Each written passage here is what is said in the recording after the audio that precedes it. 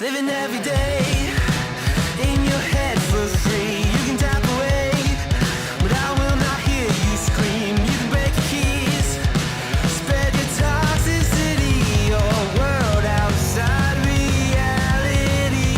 In your room, a little hideaway, but you let it through. Enough to go insane, living in the dark hasn't treated you well. You're building your own prison cell. Hate, rage, don't waste it on me.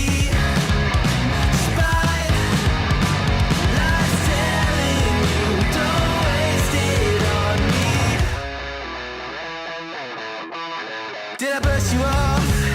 Is it your lack of friends? We never met, even if you pretend. Am I in your debt? I don't owe you nothing. Don't say something you'll regret.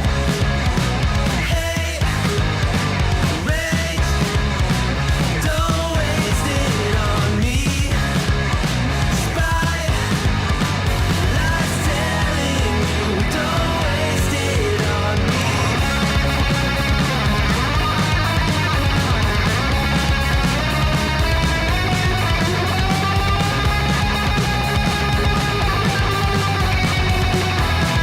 Hate,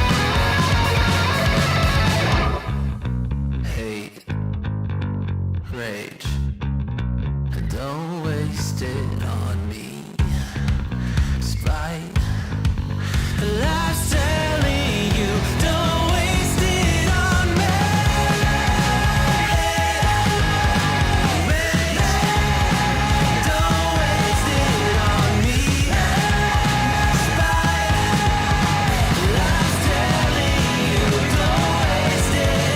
I'm telling you, don't waste it. Lies telling you, don't waste it on me. Maybe I'm a little young, but you don't know what I've become. Can't you see it in my face? But we've been living in disguise, but you can see the killer in my eyes. I've got a look you can't escape.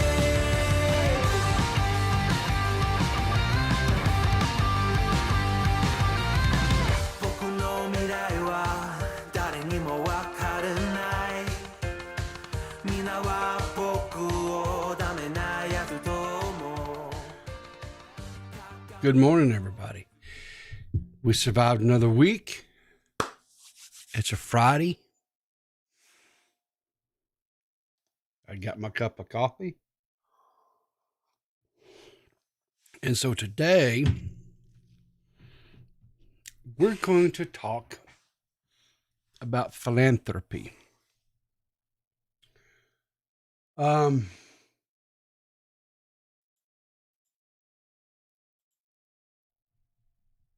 What is philanthropy? Well, philanthropy is somebody is taking. How do I put this? To me, this is what philanthropy is. I mean, I guess I could look up. Let me just do that right quick. What is?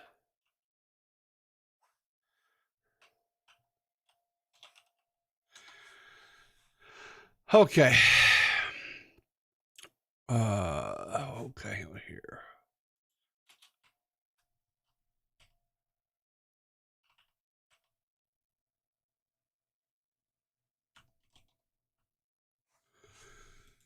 So, according to the dictionary, excuse me here. According to the dictionary, philanthropy is the desire to promote the welfare of others, expressed especially by the generous donation of money to good causes. Okay. So typically, philanthropy is the giving away of money, right? Or blessing somebody with money or,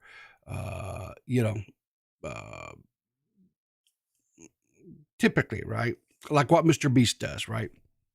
So Mr. Beast gives people houses, cars, just money sometimes, pays for medical procedures to be done. gives to organizations that are out here cleaning up your waterways by removing pollution and things of that nature, right? And what I'm trying to do here at this channel, and I think I can move past saying trying, and I am doing, because to date we've helped. Let's see, we've helped 3 people so far this year since I started this thing back in December. And we've got, we're looking at some more to help. So yeah, I think I can say I'm small scale in a lot of, in the eyes of a lot of other people, but I still consider what we're doing here as a philanthropy project. We do it through laughs. I do it through, commentary. I do it through entertaining, right? And receiving donations and so forth. Through the merch sales, like I say, all that money goes into the philanthropy fund, and then in turn, we turn around and we help people. And like I was saying, that I think yesterday, we were able to recently help another creator, and we're working on getting the scheduling stuff where that creator can come on. We're going to talk about, that whole thing. So why are we talking about philanthropy today? Well, coffee in the hand, sparkle in my eye, a smile on my face because it's Friday. That's why we're going to talk about philanthropy today, because that's what we're about here. Now, so what happened was Purple and myself went down a rabbit hole. Yesterday we talked and we shared about how this creator by the name of Karve, he's a digital creator, had done a little TikTok video about this old man who is a biker, right? And and how that guy's up over 100,000 subscribers now. What Karve does, okay, is Karve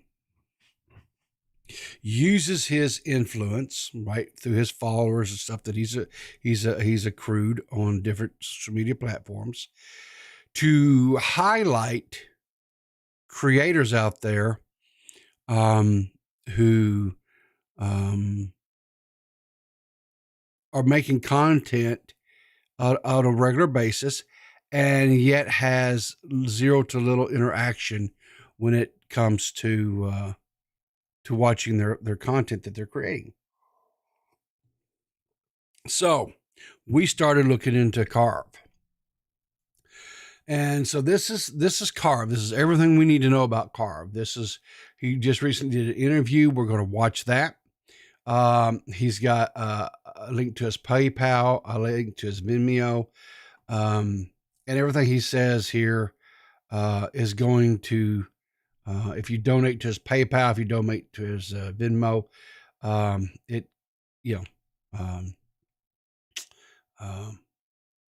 he uses that to help others. He's got a Twitch channel.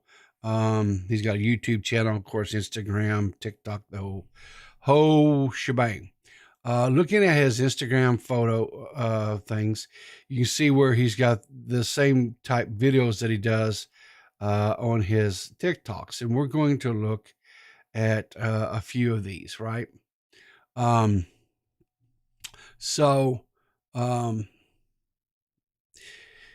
Here's his YouTube channel.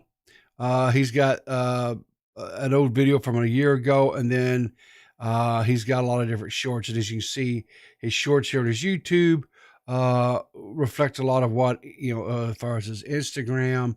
And if I come back over here and I click on his TikTok, okay, it does, the same thing, right?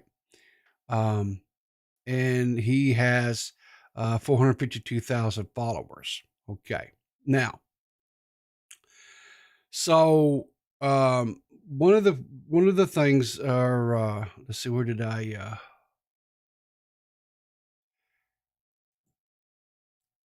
so here's an interview, and this interview he did with Armin Zadi, right? And I kind of wanted to watch a little bit of this and kind of because it kind of gives us a what do you call it, a little bit of a better, I think, behind the scenes kind of view or look about this guy. So let's just watch a little bit of his video and learn about Karve. I interviewed Cole Caetano, also known as KarveTV. He is known for finding and promoting content creators with 0 followers and skyrocketing them to fame. Today, we talk about his rise and why he does what he does.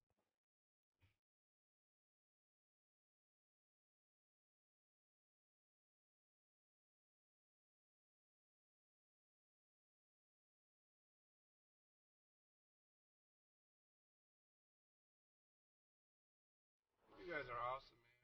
Holy cow, I feel love. Thank you guys so much. Thank everyone from TikTok, Reddit, Twitter, Facebook, Instagram. I love you guys so much. This is unreal, man. Like, I'm still poking myself. Is this really happening, you know? It's truly just, Hell yeah, bro. Thank you guys all. We're here, dog. We're here, Mr. Cole, Mr. Karve, Crave. What's up, bro? Get called Crave. Yeah, we're in a room full of our people right now, dude. We got like the whole United Nations up in here. We got a live studio on. There are 30 people standing here right now. Yeah, They're all crowded together. we might be live online, but we're also live in person, which is crazy. This is it. Yeah, this guy.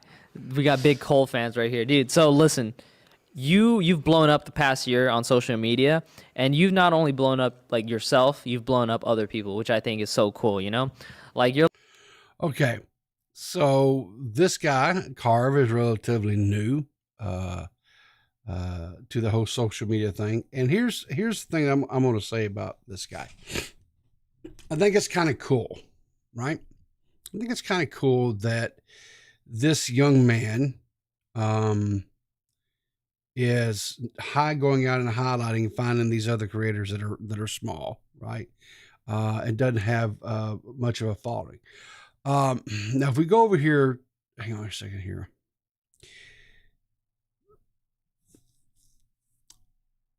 I know this is kind of disjointed this morning, but just kind of stay with me here, guys. All right.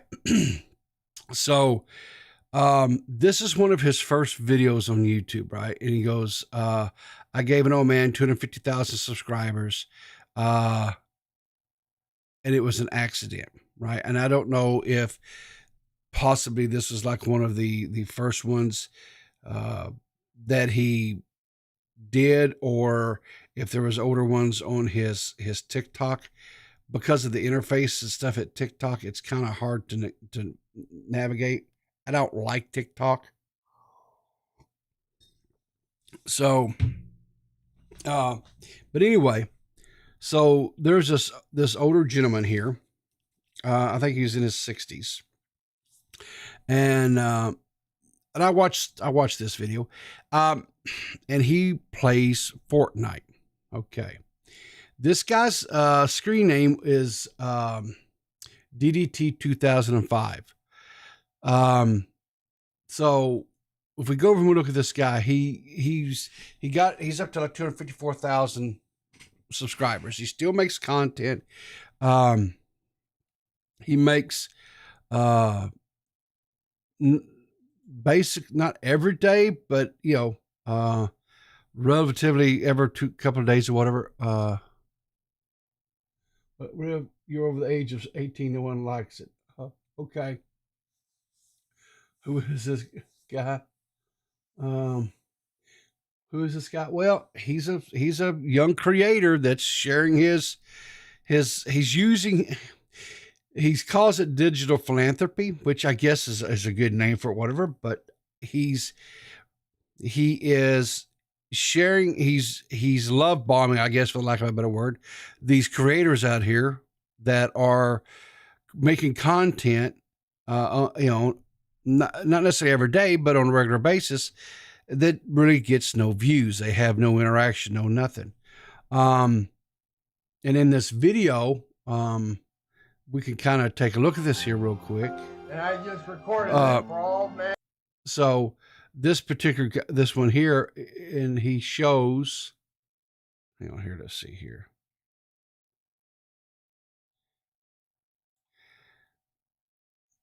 Three years that had little to no views. So you see here, this guy was making had been making Fortnite videos for like, 3 years at this point, 4 years. He had like 73 subscribers, right? And his videos were getting no views, right? Then,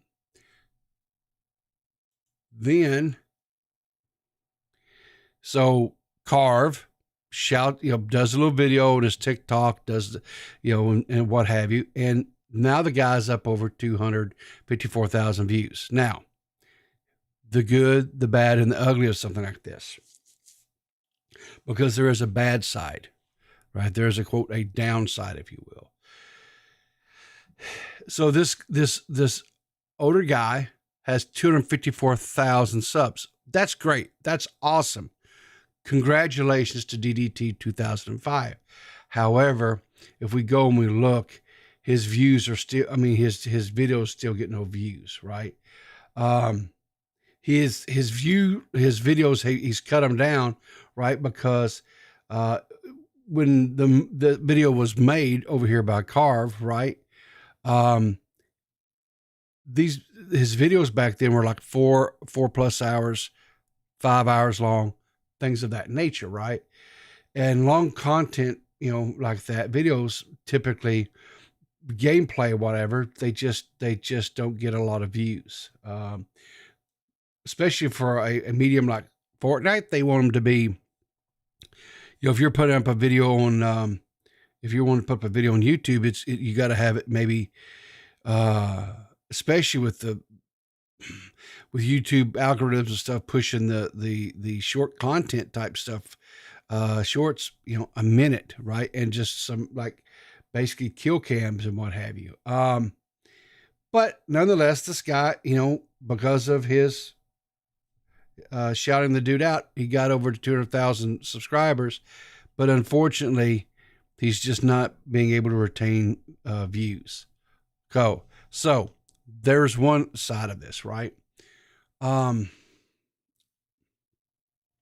let's look at another example. Okay. So this example, okay, is about another elderly guy. And let's watch just the Wholesome Grandpa YouTuber. Hang on here. I had it muted. Let me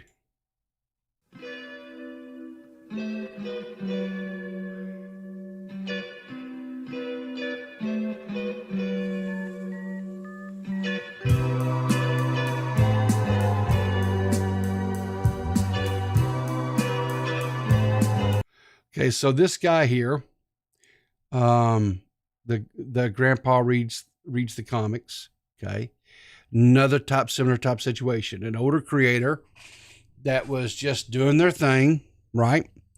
Had about 222 subscribers, but wasn't again getting a whole lot of views and stuff, right? So now he's almost to 500,000 subscribers, right? But here's the difference. If you go and look, he's still, they're retaining the views are still, nice. 4,000 views. A little over 1,000 views. Okay. And I guess what I'm saying is it's great, right? I'm not any way, I guess being disparaging towards Karve. I think what he's doing is a wonderful thing. I think what he's doing is a great thing. Okay. But sometimes these creators, they just don't know how to handle, right? So, and I guess they're not, I don't know. They can't retain the audience. Once they get it, they can't retain it. And I think that's sad. I do think that's sad, and I wished, I wish that was not the case, but unfortunately it is. Um, so here's another one, and I focused because there were some younger ones and stuff too, right? But I focused on the older ones, and I don't know why. I mean, it's whatever. But So I was randomly scrolling through YouTube videos with no views, and I So found here's a cool another man one. who was posting videos to nobody. He likes to take hikes, make chili mac and cheese, drinks coffee. He even sings campfire songs to drinks coffee. Well, he gets my vote right there just because he drinks his coffee. dog. The problem is his channel barely gets any attention, and he only has 240 subscribers. Can we change his life? Subscribe to the boring old guy on YouTube. So I was Okay, so the boring old guy on YouTube. Well, here he is. Well, now he's up to over 700,000 subscribers. And guess what? His views are 65,000, 45,000, 117,000. And this guy is, like I say, he's does a vlogging type where he's out walking. It's him and his dog. It's him just going out and doing things. And that's phenomenal. And look at, like 5 days ago, he put this video up. It's 45,000 views, and it's getting 183 views per hour according to VidQ. So that's great. I mean, that's awesome, right? Exactly right. People like seeing the outdoors through the camera. Exactly right. And this guy, you look at this, he goes like Turtle Bay, Catamount Overlook in California coast, go to Silver Falls. So this guy travels and goes to different places, whatever, and people like that, right? So this guy is killing it right now, and I'm glad. And I guess, I don't know.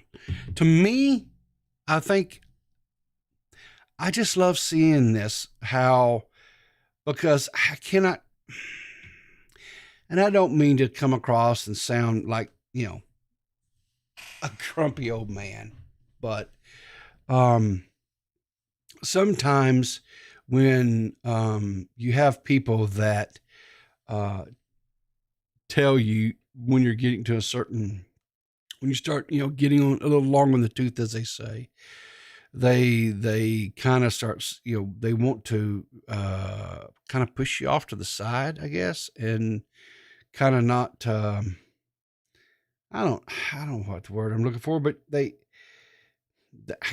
kind of, what is it? They say, you're not, like I saw, okay, here's a perfect example. So I saw some Twitter interactions the other day, and this one Twitter account said, if I'm still doing commentary when I'm 30, please end me or whatever, right? And others came along and did the same type sentiment, if I'm still doing this when I'm 30 or whatever, and I was like, I don't understand that mentality. I don't understand that sentiment. I don't.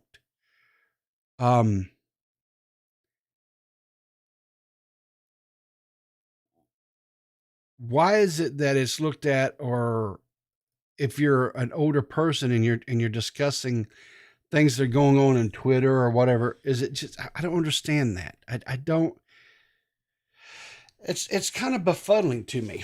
I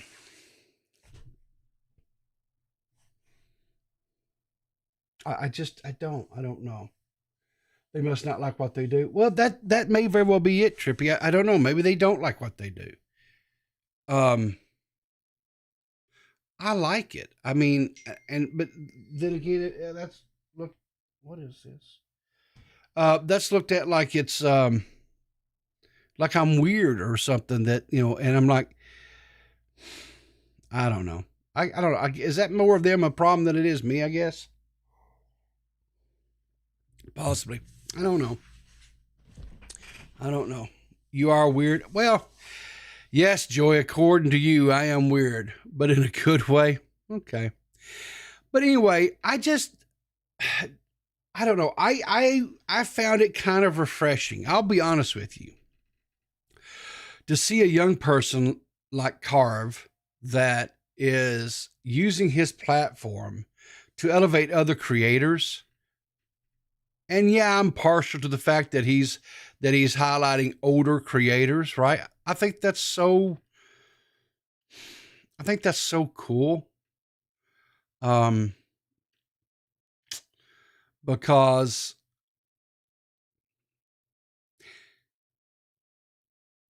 I can remember when I was younger. When I say younger, I was in my 20s and stuff. And, so, my dad would have been,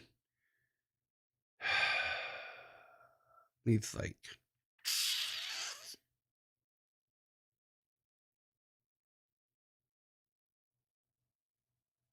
So my dad would have been in his 50s, my age, right? When he was in his 20s. And I can remember my dad, wanting to like do, try to be engaged in some of the things or whatever that I was doing. And I can remember having them, my attitude was like, geez, oh man, just go away. Right. You don't understand. I didn't feel like taking the time to try to explain it to him and stuff. And I wonder sometimes. Suck your own butthole. You're doing great. Abby Bird tipped $4 to it. Never ever give up on your commentary, people, even when you're 69,420 years old. Well, okay. Just for you, Abby, I will never give up. But I wonder sometimes, right? Like, I have friends that are younger, right? Like D-Max. And, he has this meme that he does all the time, right? He goes, he puts, it's a SpongeBob thing where he goes, if I have to explain to you one more time, old man. And then it has the old guy, but I like, and he has to explain things to me sometimes because I don't understand the memes, or I don't understand I just don't understand, and I'm thankful that I have people like, Max or Matt Pitt. There's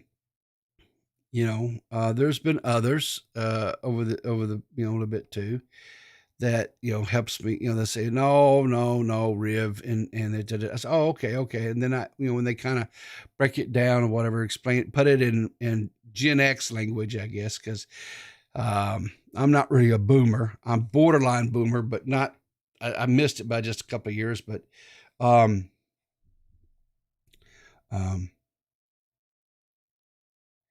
I'm thankful for that. Right.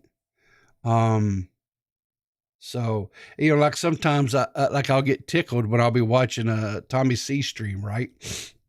And, they'll be going over something, whatever. And Matt has to kind of explain it a little bit to Tommy, and it's like, oh, okay. Right. And I'm like, that's where I'm at. Right. And I'm like, so, God bless these guys like Matt and Max and others out there that takes the time to kind of explain it to us old guys that, doesn't, they don't just toss us to the side. And so, you know what? Thanks to those guys. And you know what? And thank you to Karve. I think what he's doing is a great thing. And I hope that all the people that he shouts out, I hope they are successful and are able to continue to, garner those views and stuff. Let's take a look. Let's take a look at Old Biker Dude. Let's get an update on that guy's channel, and let's see where he's at. Okay. Okay. Here we go. So he's now up to 113,000 subscribers. That's great.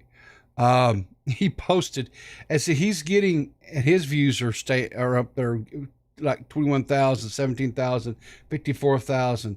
That's great. I think, and the type of content that he makes, traveling on his motorcycle and doing off the grid type stuff like that, camping and what have you, I think he's going to do really well. Because like we said, people like watching that type of stuff, right? I like watching that type of stuff. And newsflash, more and more of us, quote, Gen Xers, boomers, things like that are finding and watching YouTube, right? And I'm going to tell you something, and mark my words on this.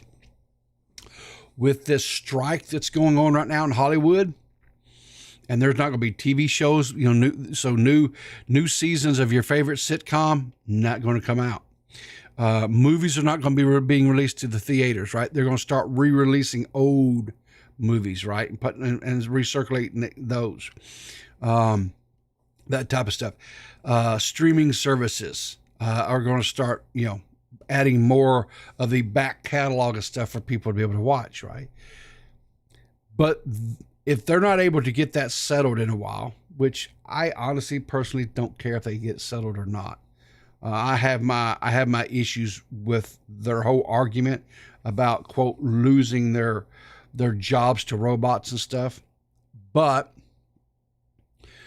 what I think it's going to do is it's going to drive more and more people to YouTube. They're going to seek out entertainment on YouTube. So I really believe we're going to get a whole new demographic of people who's going to all of a sudden decide, or not decide, but are going to find that YouTube is not just somewhere where you go to watch cat videos or music videos, whatever, right? Neon Trion, thank you for the sub there. I appreciate that. But they're kind of like my own realization back around 2015, 2016, when I learned that YouTube was not someplace where I just went to watch my music videos because MTV quit playing my hair bands of the 80s top music videos. So that I went to YouTube to find them and watch those old videos. And then the rabbit hole started, and I landed here where I'm at, making this content like I make. And so, I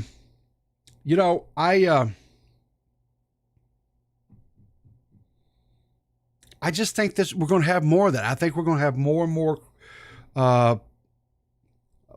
normies that's going to find this part of YouTube. Not necessarily commentary, but they're going to find creators like the old biker dude that's out here making stuff, right?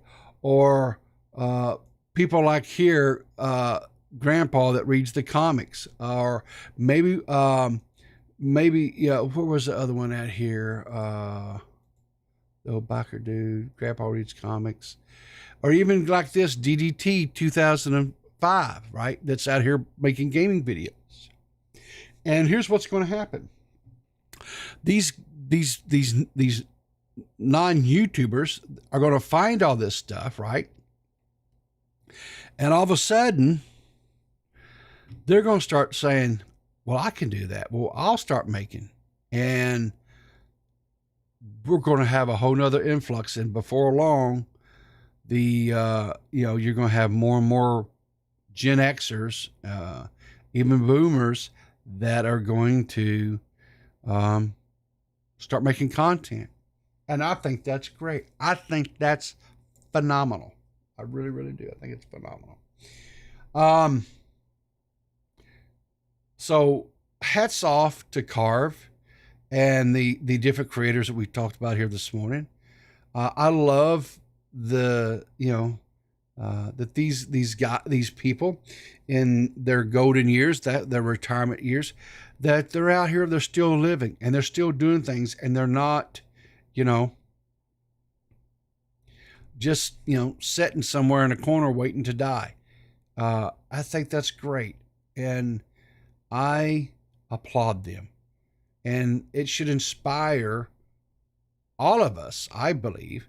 It should inspire all of us to go out there and to, you know, continue doing what we do. Period. So I love Steve Wallace. That's my comfort watch. You know what my comfort watch is? And this is really, you guys are probably going to laugh at me. Cooking videos. I love to watch cooking videos. Creators like Sam the Cooking Guy, right? He's one of the ones that I really like to watch his videos, and I watch every one of them that he puts out. Cooking with Babish, right? Or Binging with Babish. He rebranded his channel and it's called the Babish Culinary Universe now, but it used to be Binging with Babish. And he has different cooks and stuff that comes on there. And there's one of the chefs or whatever that's on there. He makes dishes from anime movie, cartoons, movies, series, whatever, right? And I know a lot of you guys love to watch anime, right? So you might want to go check this out, like this one here. This episode is sponsored. Hang on here, let me get past the plug for, okay. Get this cute here just because it's kind of off the cuff. Here we go. So this one here is how to make the fried potato mochi from Demon Slayer, and this is Anime with Alvin, and that's the series, okay? And this is the series that I was talking about. This is over on the Babish Culinary Universe. 案外きちんと把握できてないからさ。それらすべてを認識してこそ本物の全集中なり。But anyway, he shows a little clip of the anime that or that it's from, right? And then he goes through and recreates the dish, right? Anyway, that's the kind of stuff I'm never going to make these, because some of the stuff is really weird. I'm going to be honest with you. It's weird. The dishes that they make over there, but that's okay. You know, I still like watching them. I find it interesting. There's another one. What is his name? David Seymour.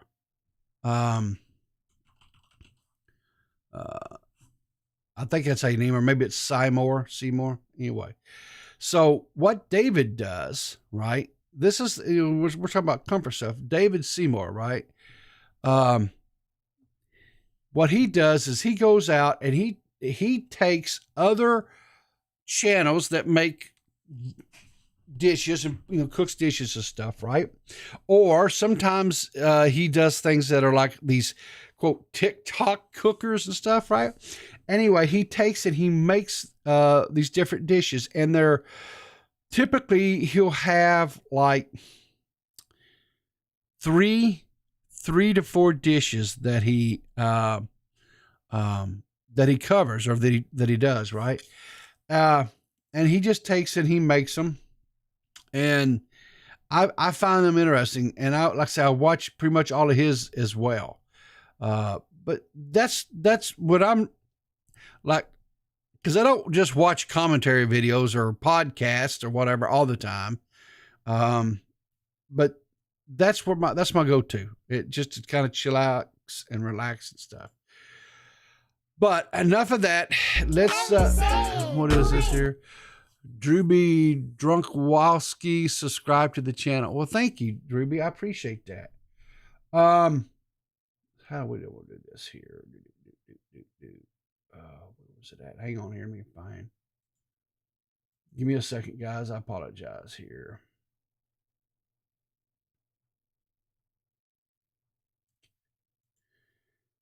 All right. So let's get into a little bit of, I guess, the quote drama stuff. There's a little bit going on out there. So let me close out some of these tabs here. So I guess Andrew Tate has made a comic book called the Top G Comic, and it's only $97. So yeah, everybody run right out and buy that. Why don't you? Not. God, this guy just needs to go away. Holy crap. He just needs to just vamoose. He just needs to just go. Those primitive cooking videos are pretty cool. Yeah. Yeah. Like a lot of the guys that where they go out, and I've like, there's guys out there that will go out and actually build, like they're cooking. Like they'll catch their, like a fish or whatever, for example, right? And then they'll butcher the fish, and then they will prepare the fish or whatever, and they'll wrap it up in like different layers of stuff, and they'll end up like, I've seen where they put like clay around it, and then they'll bake it in their fire that they've got built there, and then they'll come back, whatever and stuff. They're basically, what they're doing is they're going back and they're using what, generations and generations ago, cooking style techniques. There's cooking channels out there, like for example, that they go and they make really old dishes from like the 1800s, 1700s, 1600s, things like that. Whatever things that probably most people today wouldn't much care for, but they do it to kind of show, I guess, the history of where we've come or whatever for food. So I don't know. I think it's kind of cool. So anyway, yeah, they build smokers. Yeah. They'll cook fish and hang them over and smoke the fish to cure it. Yeah. So this next one, I'll be honest with you. I'm not, this is a little bit disturbing, to say the least, to me. So evidently in Madison, West Virginia, there's going to be, in Boone County, it's called the Boone County Brawl. And we've got these two young boys that's going to be boxing each other. And I don't know, I find this a little bit,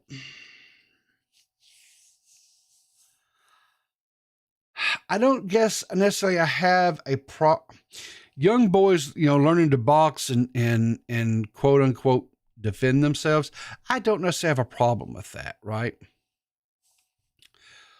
But I don't know, is this any different from like the young, young children, young boys and girls that do they'll be taking Taekwondo or one of the other martial arts, and they do competitions and they compete. Is this really any different? I know those sports typically are not full contact, right? So it's just more or less you make contact, but it's not like they don't do full force. Kids shouldn't be taking blows to the head.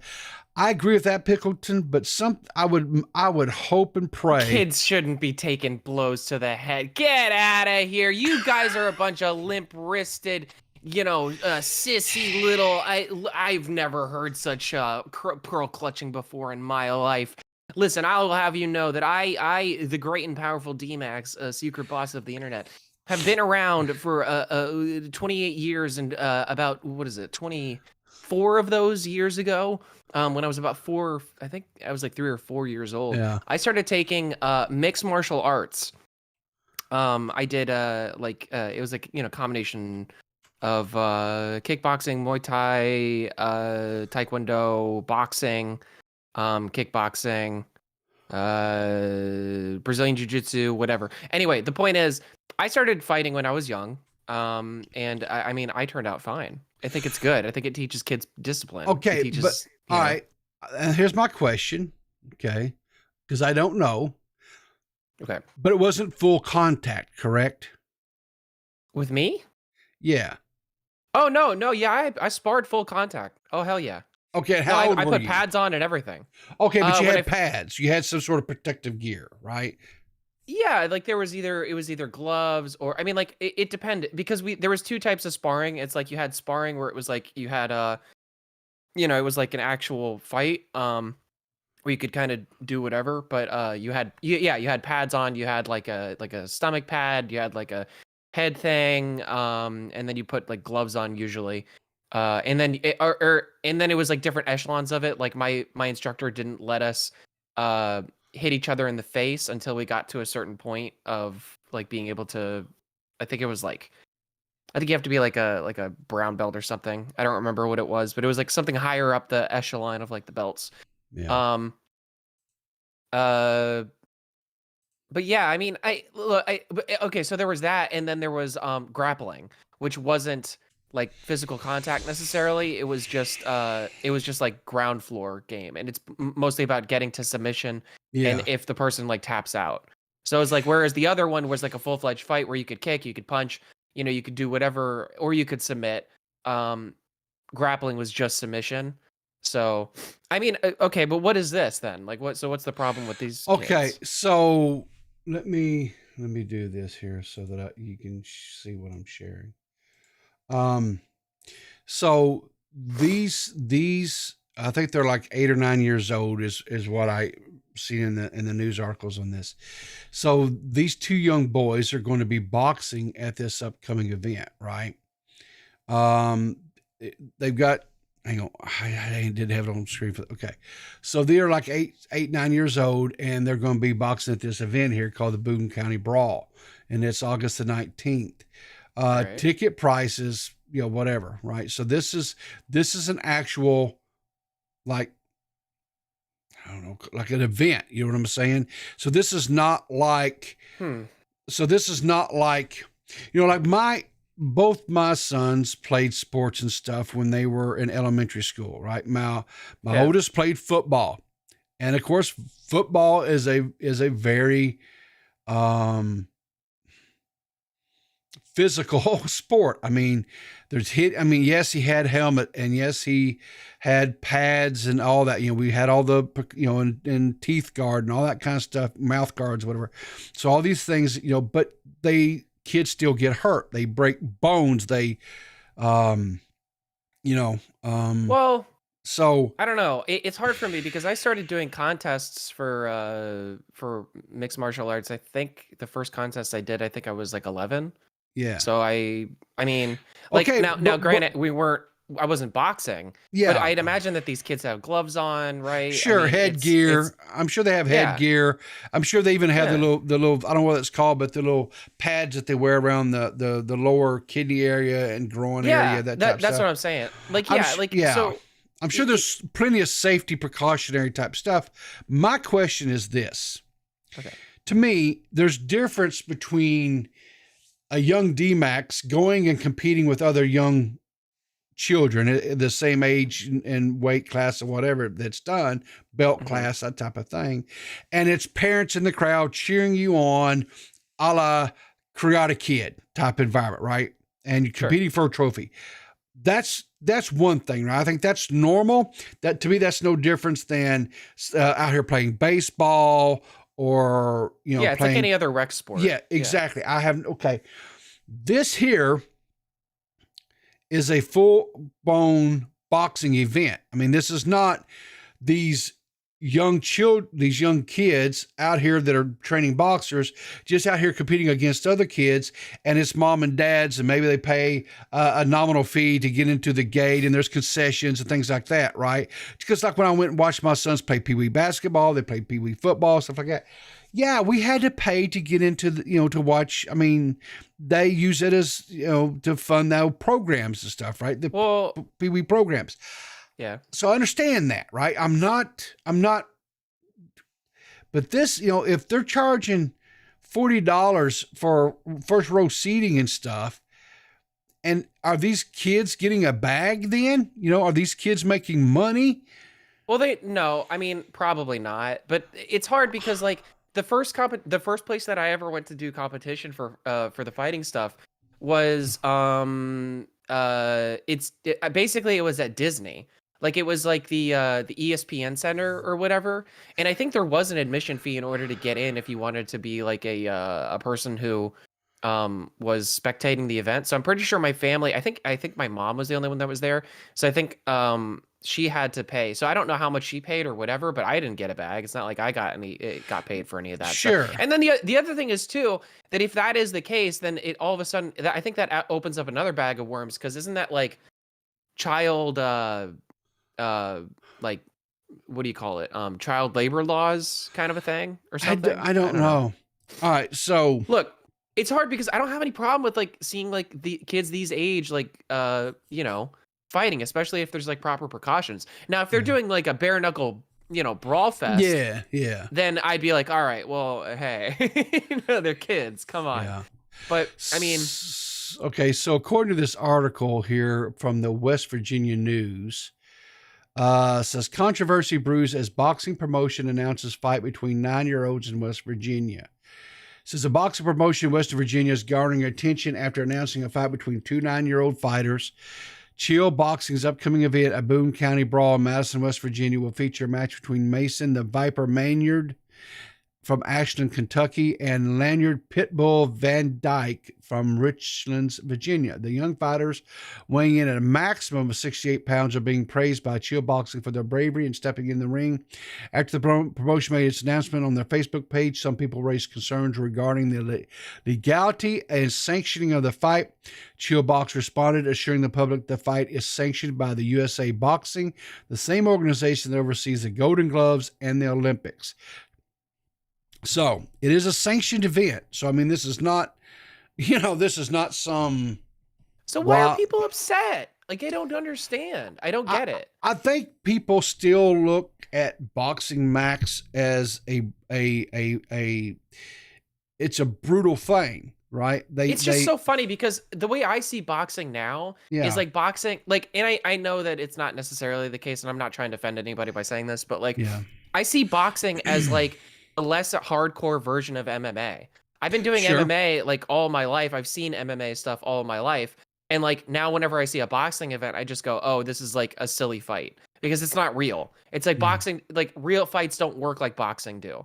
It's like at most fights, I think it's like, I can't remember what the percentage is, but it's something like 70% of fights end up on the ground within the first like 5 minutes of the fight. Sure. Because that's just usually what happens, right? Is like you come at each other, you grab, you lock, you go down, and then it's all about, right. Yeah. So, I mean, boxing to me is already pretty silly. It's like, it's already pretty like, all right, like this is, it's very technical. I guess I shouldn't say silly. It's a technical sport. It's not real, So to see kids boxing like this, like even if they were MMA fighting, like even if these kids were doing like a full-fledged MMA fight, I'd be like, well, I don't know. As long as everybody's consenting, I mean, I don't really see a problem with it, Well, again, like I kids be said, kids.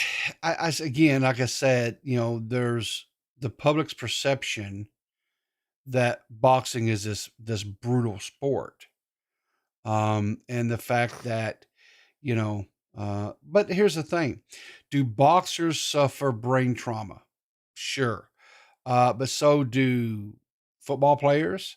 So everything. That's every anybody, sport. any sport that you're competing in, It's a contact sport. Yeah, exactly. So yeah. I don't know. to me, I think it's more of a deal because it's a actual like promoted boxing event where you're going to have adult boxers getting paid, and you have these two kids that are kind of coming in and doing the same thing. And they're minors. It's like motocross. Like there's like junior leagues for motocross, right? You know, so you'll go to an event and you'll watch like the big guys, but like they'll start out the event with like a little small like peewee sort of like motocross event. Sure. It seems it's like something similar like that to me. It's like, you know, I guess it's a little bit different. People get squeamish, I guess, because of the fighting. But frankly, I think, you know what, Peapod? I wonder how you feel about this. I think we should bring back dueling. I think dueling should be a thing in America again. You think so? Yeah. No, unironically. No, because I think it would solve a lot of problems. Because I think that there's too many of these people out here who are pussies and don't give a shit, and they think that they can talk shit and nothing is going to happen. Until somebody challenges you to a duel and says, listen, motherfucker, I'm going to meet you at the top of the hill. You bring your pistol. I'm going to bring mine. We're going to take, 20 paces, turn around and fire, and whichever one of us actually makes it out alive and walks away legally is the person who gets to do it. Or it becomes a show of honor, and both of you guys aim your pistols away and you fire into the ground or fire into the sky or whatever it is, and you're good to go. Now you have no more beef. But it's just like there's too many. I don't know. We need more stakes in America. We need it. I think. I don't know. What do you think? Sure. Let's go back to defending honor and yeah. So instead of here's the deal. We can do that as long as we all come to agreement that there's no more Twitter threads or Google Docs about alleging anything. If your honor has been in any way, see, now you're getting it. They have to show up in person and duel. There we go. Yes. So we don't have to read no more Google Docs and have AI voices reading out sexualized tweets and DMs back and forth between each other. I mean, I'll say this: Happy Punch and Drama Alert in general would just look very different if dueling comes back. Is all I'm saying. Facts. And that'd be great. I mean, I want that. I want it. I want that. I want that arc. For the universe. I think you'd have a lot of people at first who would be really, really upset. They'd be like, "Why is dueling back? This is terrible." But then, people would realize that you can like stream it on Netflix.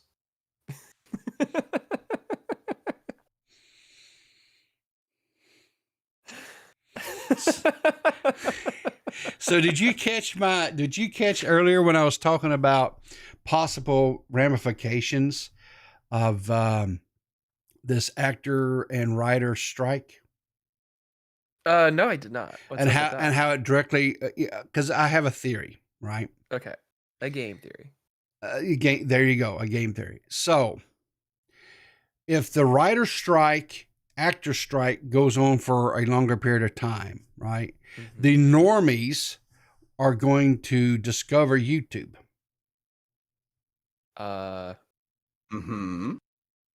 Okay. And all of a sudden we're going to have normies finding things like, suck your own butthole, you're doing great. Hang on here.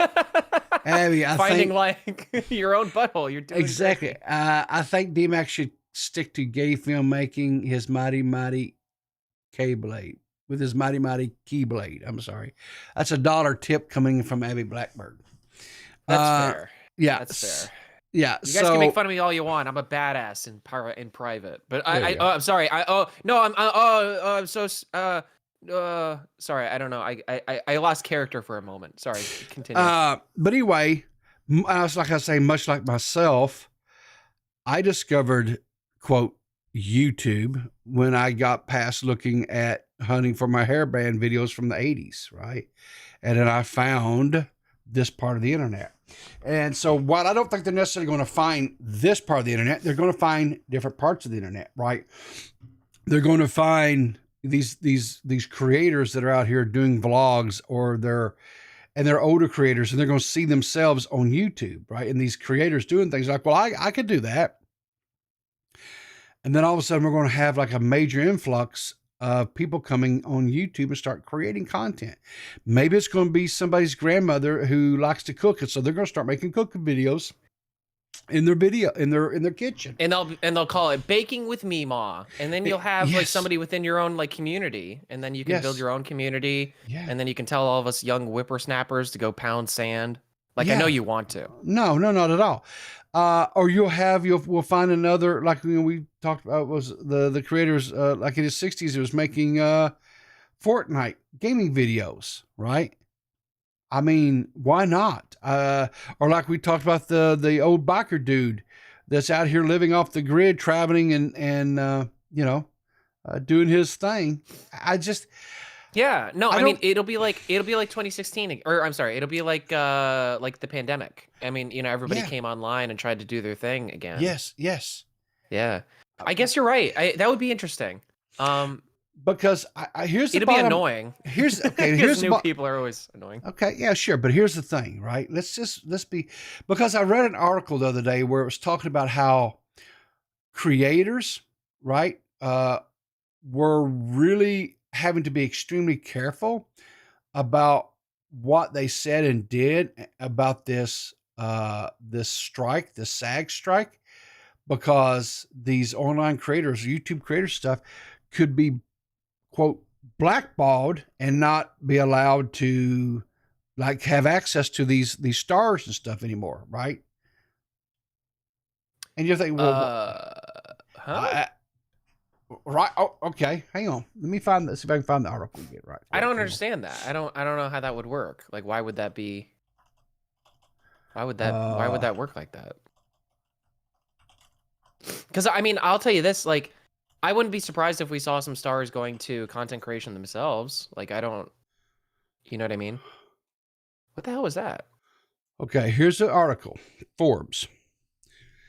Actor strike hits influencers. Social media stars cancel promo deals after SAG AFTRA bars them from working with studios, right? So top influencers on TikTok, Instagram, and other social media platforms have been told they'll be denied feature entry to the SAG Actors Union if they partner with studios and streamers during the union strike, right?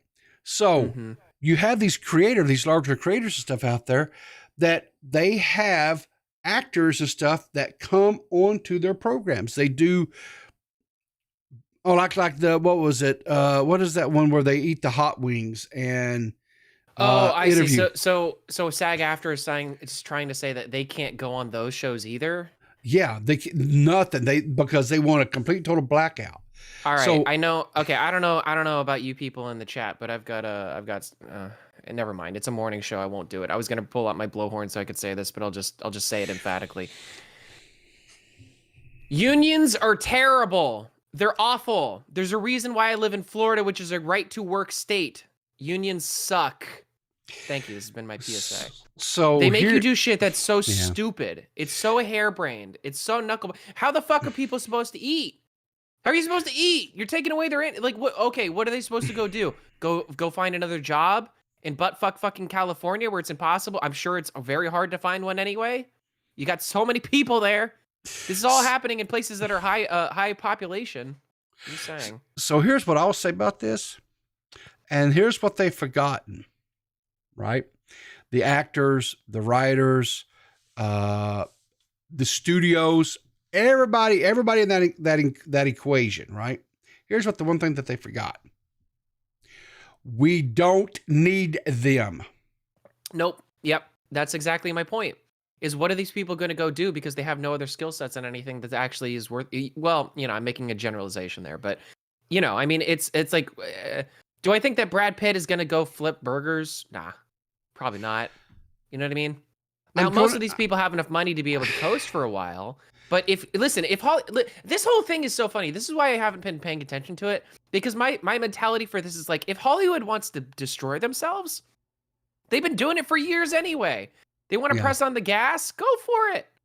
Now they're doing their death throes, or they're saying they can't come, celebrities can't go on social media, whatever. Yeah. We're going to see when things get really desperate here after the dollar collapses because of the fucking new currency that BRICS is doing and all that shit. When these actors turn around and understand that most of their money was tied up through like their agencies or whatever, and they don't actually have access to a lot of their income. I think we're going to start seeing people go, oh, yeah, fuck the unions. I never was a big part of the union anyway. I moved to Florida so that I could have a right to work state, so that I could actually do whatever the hell I feel like, because this is normal. You know, this is what actors always were supposed to be. It's like, it's so dumb.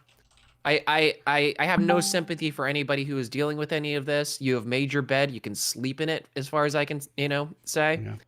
I have sympathy in the regards that, like, I know that entertainment jobs are not the easiest, and you should be compensated for your work. And I'll say this, the lower end of the entertainment spectrum, like the production assistants of the world, they get paid way too less, like way not enough. Yeah. Because they get, most of those types of people are under day rates, right? And day rates are fine, but the thing is, if it's a guaranteed like 12-hour, if it's a guaranteed 10-hour day, it's not so bad, right? $250 a day doesn't sound terrible, right? Yeah. But what happens when the day turns into, because it's guaranteed 10, but it's actually 16 because you got homework, because you got to bring some paperwork home so that you can do it for set the next morning. Yeah. Or you've got to go get coffees, a little bit before you get into work. Or you've got to go drop something off to return it at Walmart because they bought it so that they could literally have it for one day for a shoot. And they know that they can return it at Walmart because Walmart will let them return anything. And all of a sudden now you got to spend 2 hours in a line at Walmart after you get done with your job, and you're not getting paid for those 2 hours. But that's still part of your day rate. And you can't sue. You can't sue even to say that it's less than minimum wage, because it is.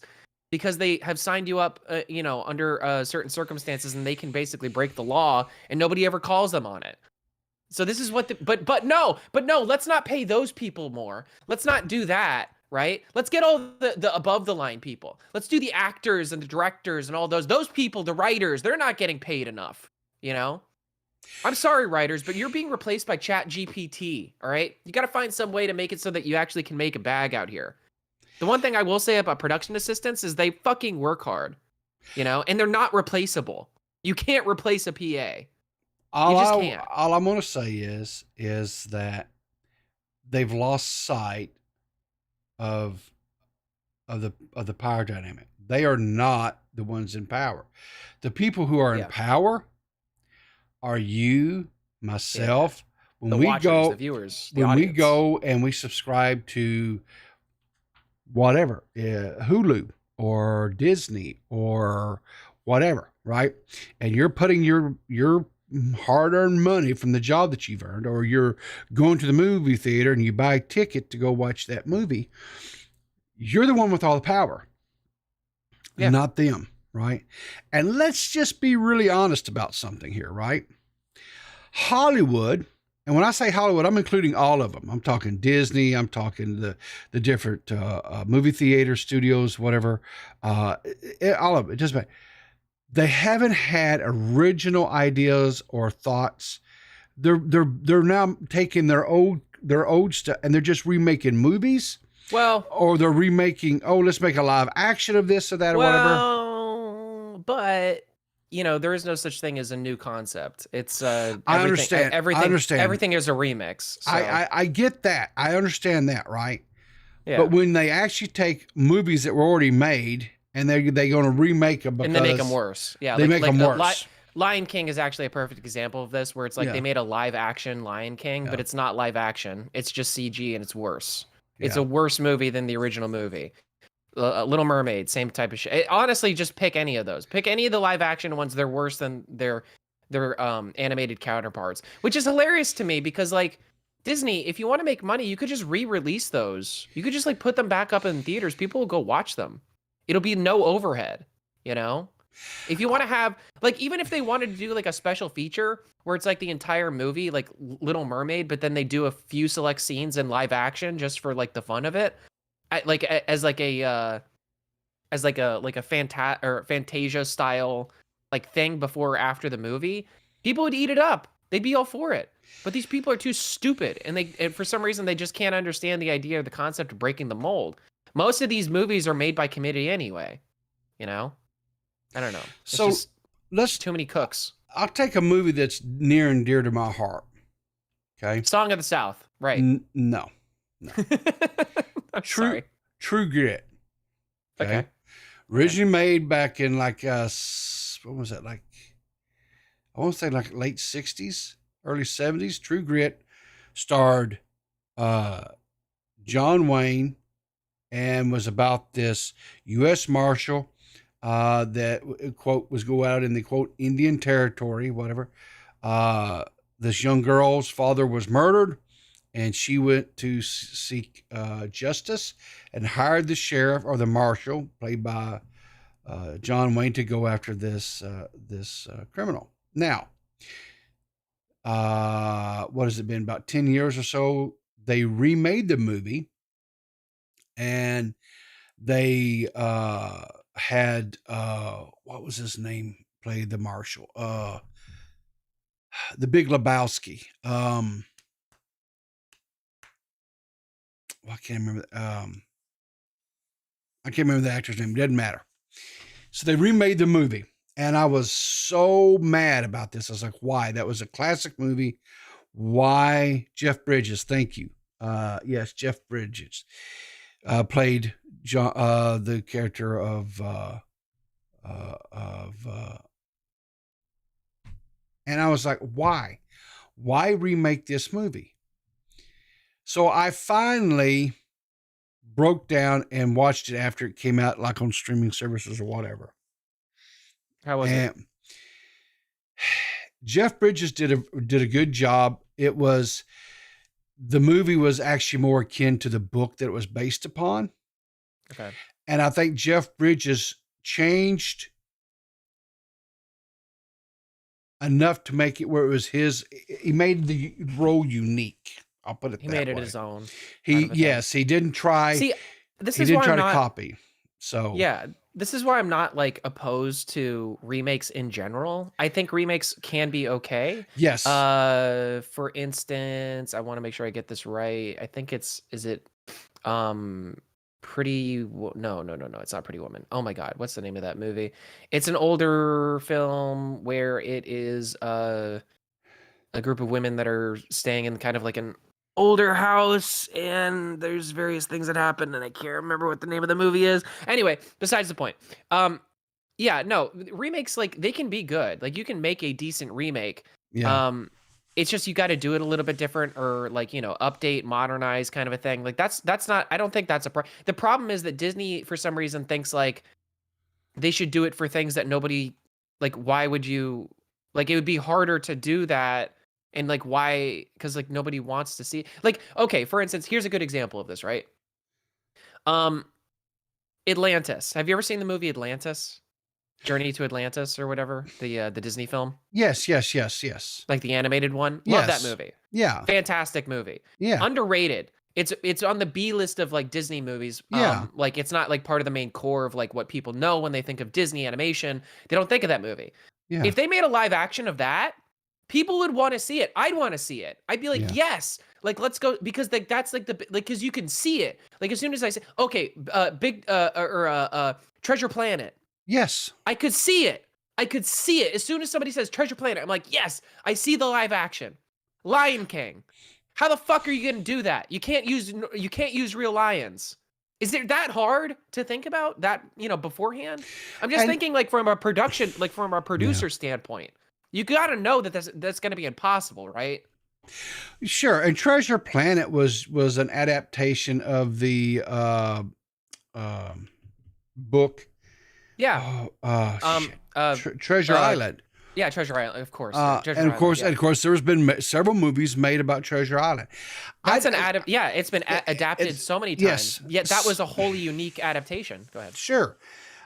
There's classic, and they can adapt them and make them what I don't necessarily have a problem with that, right? But then it's obvious when they'll do a remake and it's just for the money grab and it's horrible, and it's just like why what? would you do this? Sorry, Abby. Yeah. Abby pointed something out. I think she was making a joke, but I think yes, I actually agree with this, and it would be hard because I think people would have a problem with it, and even if I didn't have this idea just now, I might even have a problem with it. But Abby said live action Pocahontas, but what actually happened? See, like that's the kind of stuff where I'm like, okay, yes, that has a purpose. Sure. Like I can as wokey and stupid and dumb as they might make it, as like over the top in terms of like One Direction, like I can at least still see it. Like if somebody tells me like they're making a live action Pocahontas, I'm probably gonna like scoff and roll my eyes and be like, oh god, they're probably gonna make it really woke. But like I'd be like, okay, but I get it. Cruella de Vil, like the live action fucking like it's like that's already existed, so it's not unreasonable for me to think like, oh, there would be a live action what do you call it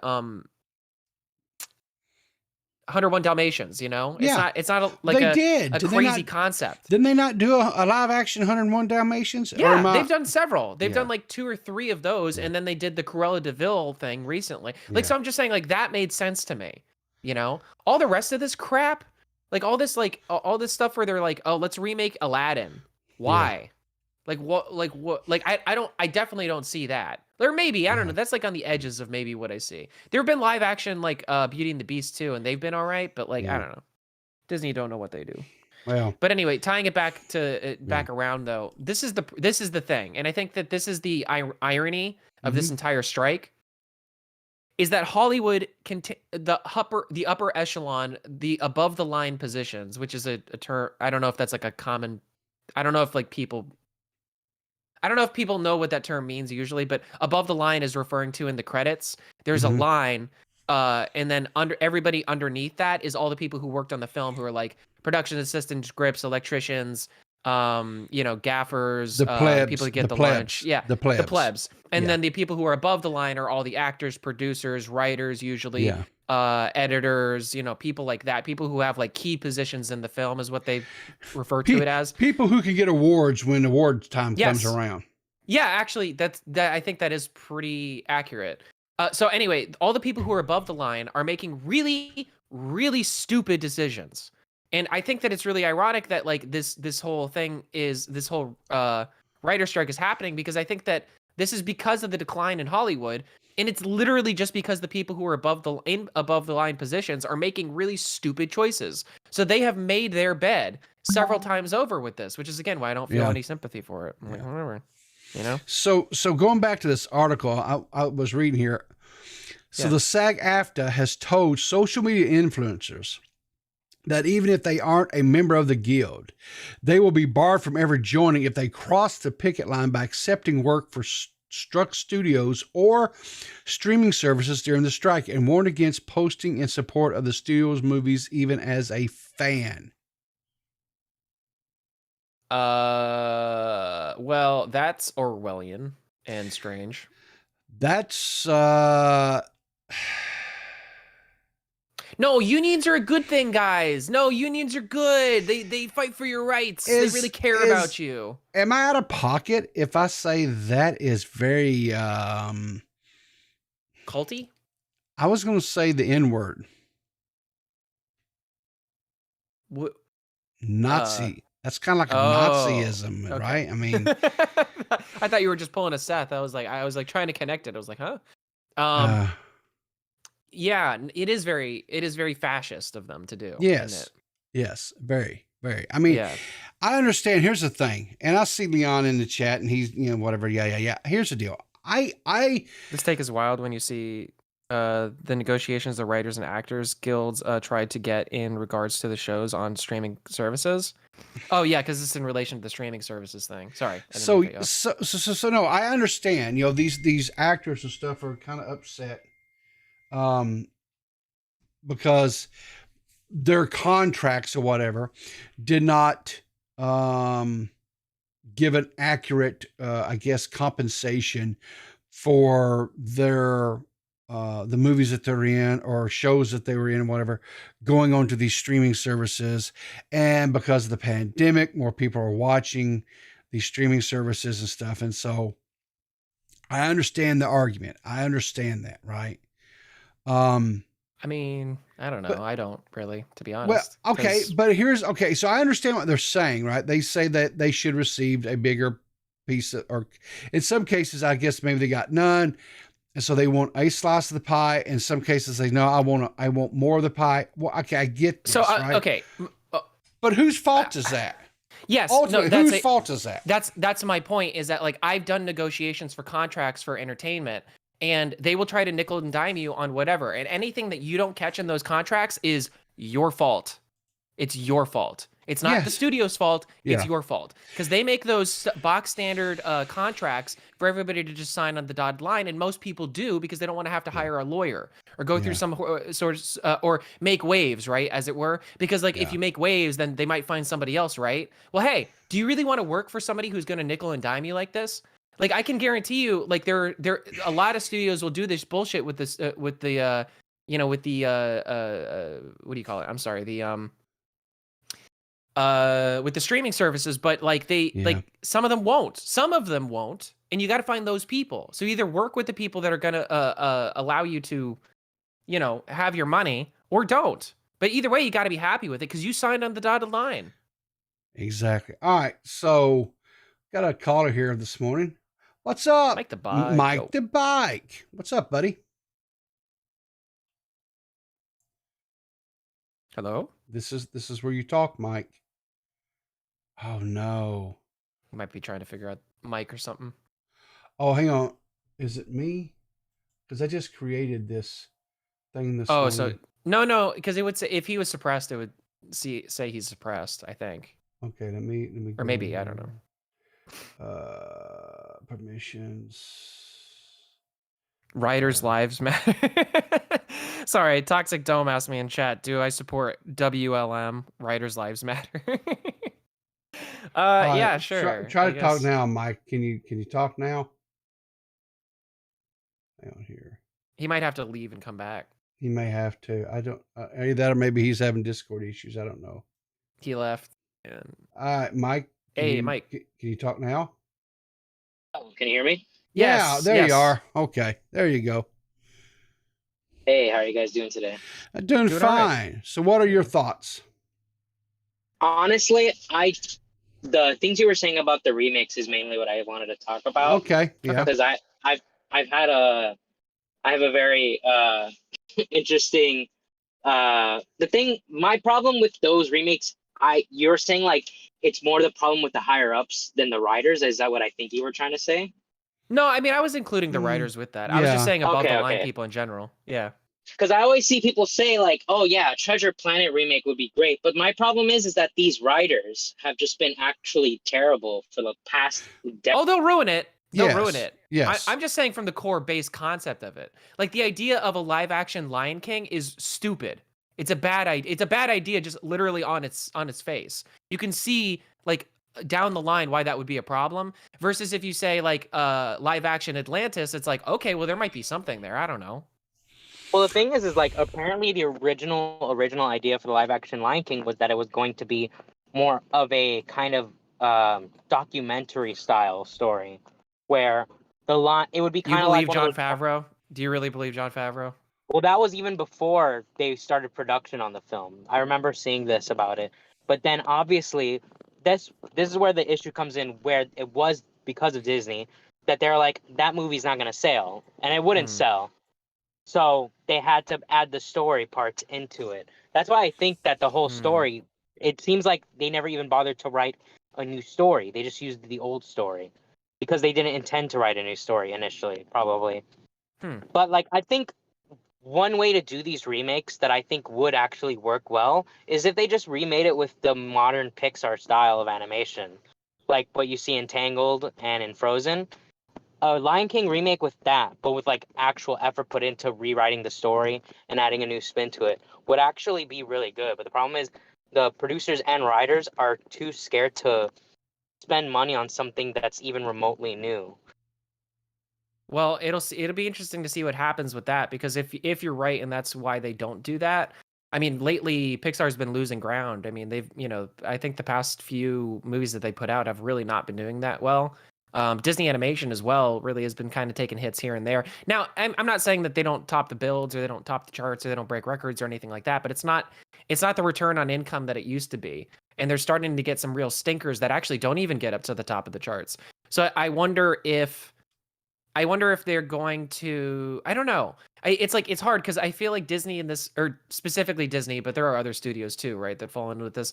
Like, I don't know if like when they're in a hard position, if they're in the type of people to make, to take risks, they're probably just going to try to fall back on what they know works. And for them right now, actually thinking about it, I have no idea what they would do because it's not like the superhero movies are doing well now. It's not like the live actions have been doing well. It's not like anything they produce like normally is really doing well. So they'd have to really pull out the stops, I think, in order to get some people back, because there's a lot of people out there who have canceled their Disney Pluses and have no intention of ever seeing anything Disney ever again. It's a whole generation of kids that are now being grown up without Disney because parents are fucking pissed at them. For the social things, yes, which may or may not, which may be stupid or whatever, people may disagree with it, but that's what's happening. So Disney's hurting every which way. I think it's a multifaceted problem because you do still have the Disney movies that are critically very well received. Like Soul, I think, is one of Pixar's best movies in a long time. Yeah. The problem is that it only released on Disney Plus because of COVID. Right. I guarantee if you would have switched Soul with Elemental, Soul would have sold really well. I agree. I think. But the thing is that Elemental, almost everyone I talked to in my friend group, they were all like, this just looks like a rom-com, but with elements. Like, this doesn't look like, it looks pretty. It looks like Seinfeld, really but like a unique story. Yeah. And that's exactly what it ended up being. Like, it's a very pretty movie with a not unique story. And with Disney, they totally oversaturated the market with Marvel movies and Star Wars movies. And there clearly wasn't effort. Because you look at the movies that do well, there are still superhero movies that do well. You have No Way Home, you have Guardians 3. But those movies do well, not just because they're superhero movies, which is that's always the problem with producers and producers and studio executives, is they look at, like, they never pay attention to what actually is the reason why things sell, right? They think, oh, it's Star Wars, so it will sell. But that's only so true if the movies keep being good. When you release something like The Last Jedi, you shake, and then on top of that, when fans don't like it, you shit on the fans. You totally destroy your entire basis of the people that are willing to spend money on your stuff. Yeah. Well, and the same thing happened with Marvel. With most of the Marvel movies in Phase 4, they're just either whatever or actual dog shit. They're just bad movies. Yeah. The executives are looking at things numerically. They see a movie and they don't look at it. They look at a movie and they break down the script based on, like, okay, this scene is this scene. Like, there's certain things that they force their writers to do. For instance, I've heard some horror stories from not big studio things or whatever, but I know I had some friends and that were like writers and wanted to do stuff for like kind of smaller things. And even at that level, they were like, listen, there are certain requirements that you have to do in order to make certain types of stories. Now, some of them make sense and some of them don't, right? Like, Save the Cat. Everything's got to follow Save the Cat. If it doesn't follow Save the Cat, then fuck you. Your story's nothing. Yeah. You're never going to be anything, whatever. If people don't know what Save the Cat is basically the normal progression for hero's journey. So basically you start out at a point where, your character's comfortable but wants something to change, goes on the thing to make the change. Change happens, it's really hard. There's a fun and games part of it, at a certain point, it's supposed to be good for the audience and the character's changing. Gets confronted with something, things get really, really hard, the character almost loses, and then at the very end they win. This is every single fucking story, right? If you don't write a story like that, I'd say 9 times out of 10, maybe 8 times out of 10, they're not going to take that story in Hollywood. They're not even going to open it.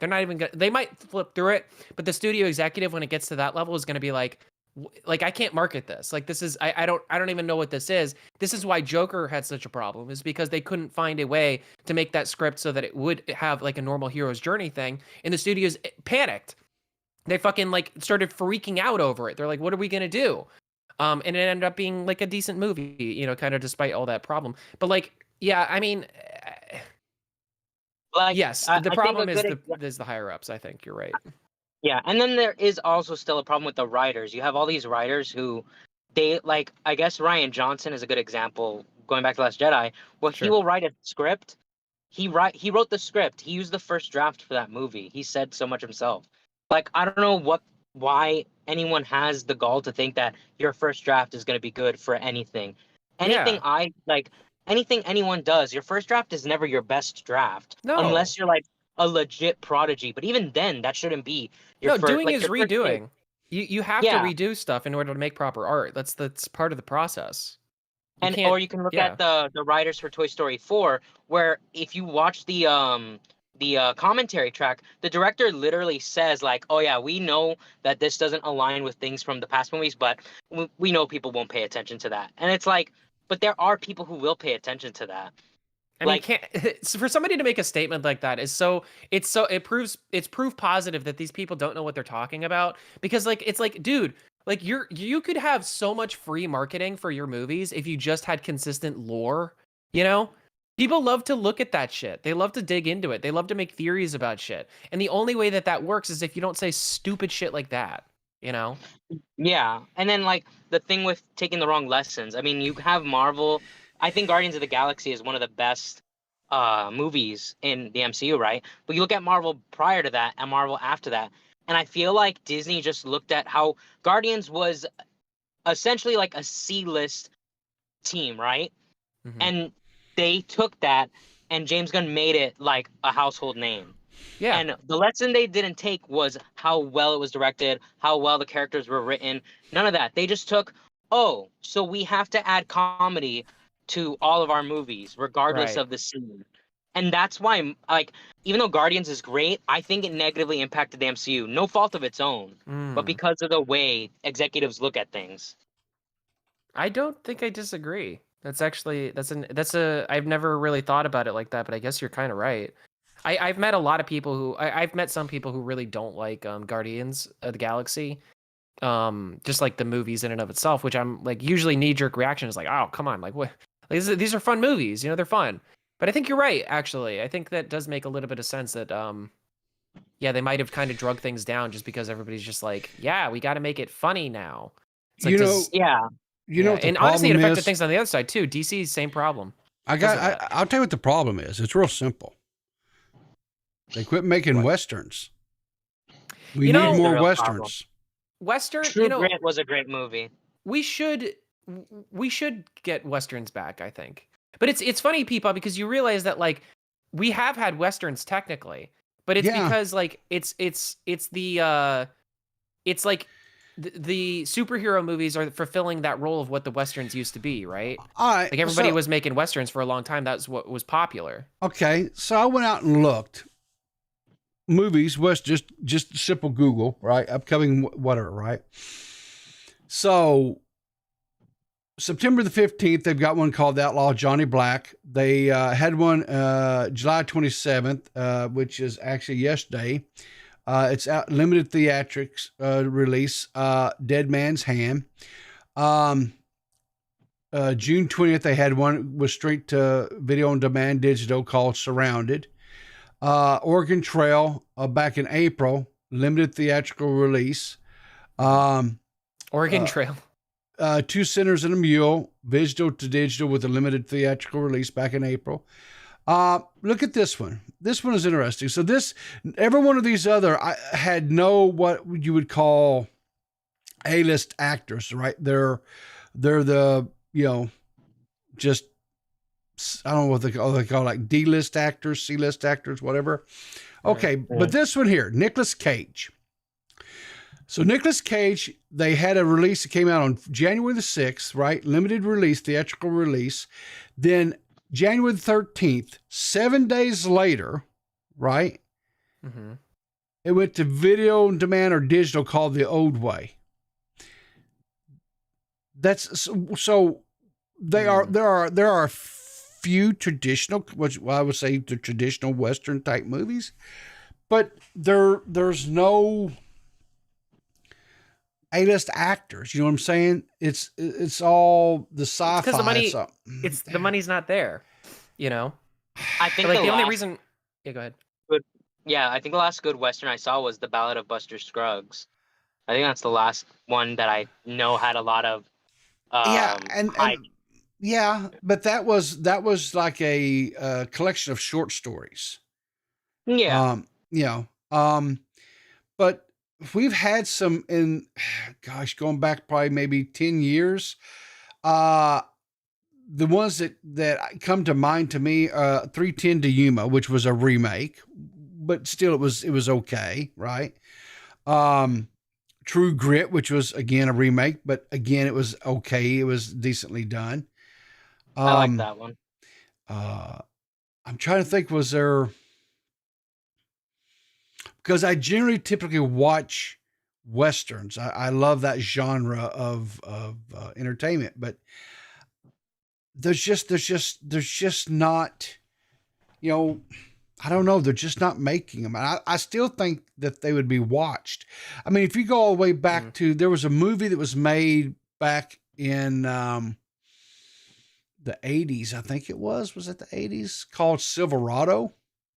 Yeah. That was, oh my God. Yeah. They had Kevin Costner. It had, what was his name? Jeez. It had a bunch of like A-list actors in that movie. Danny Glover was in it. You know, so I'm sorry. That's the thing. That's the thing, dude, is I think for all of these genres of movies that have kind of like come and gone, I think we're one good movie away from it kind of like coming back, you know? Because I'll say this, like, how about this, right? There was The Sound of Freedom came out, and that is sort of like an alternate studio. I think it's, what is it, Angel Studio or whatever. There are other studios that are being created now where they're not on the Hollywood grid. And I'll tell you this much, I mean, at least for that more conservative kind of leaning culture, whatever thing that people are on, I mean, I wouldn't be surprised if we ended up seeing more Westerns, you know, bring back that kind of Americana. But I don't know. Like I said, every genre one good movie away. Every genre is just one movie away from either beginning the downfall of a genre or rising it up. Like, despite how bad superhero movies are starting to do, people are going to still go out and see Batman because the last Batman movie was really good.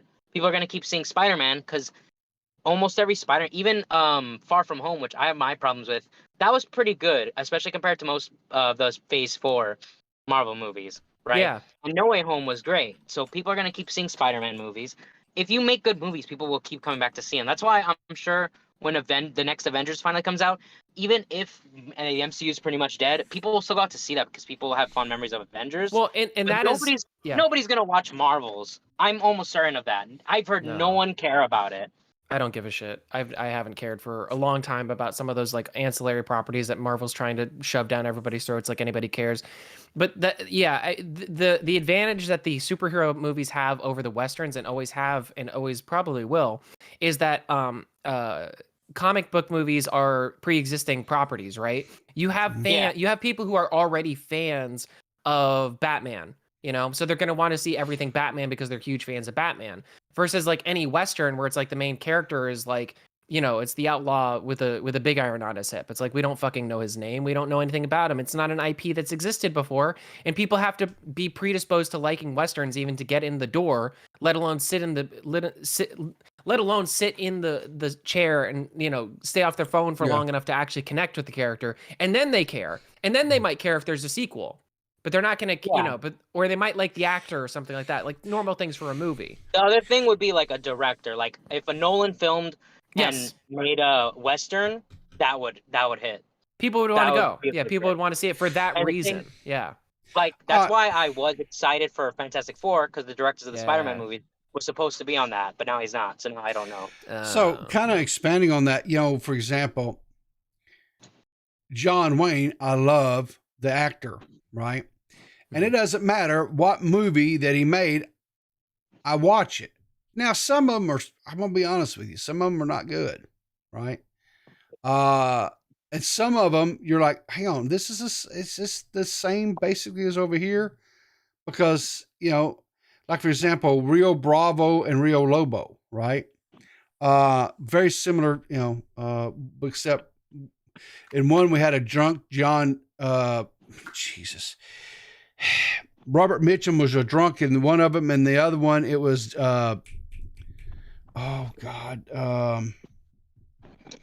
Dean Martin, right? Okay. But it's the same, you know, it's basically the same thing. I still believe people will watch a movie if a actor, because they love that actor, right? For example, Ryan Reynolds, right? Beloved actor. Mm-hmm.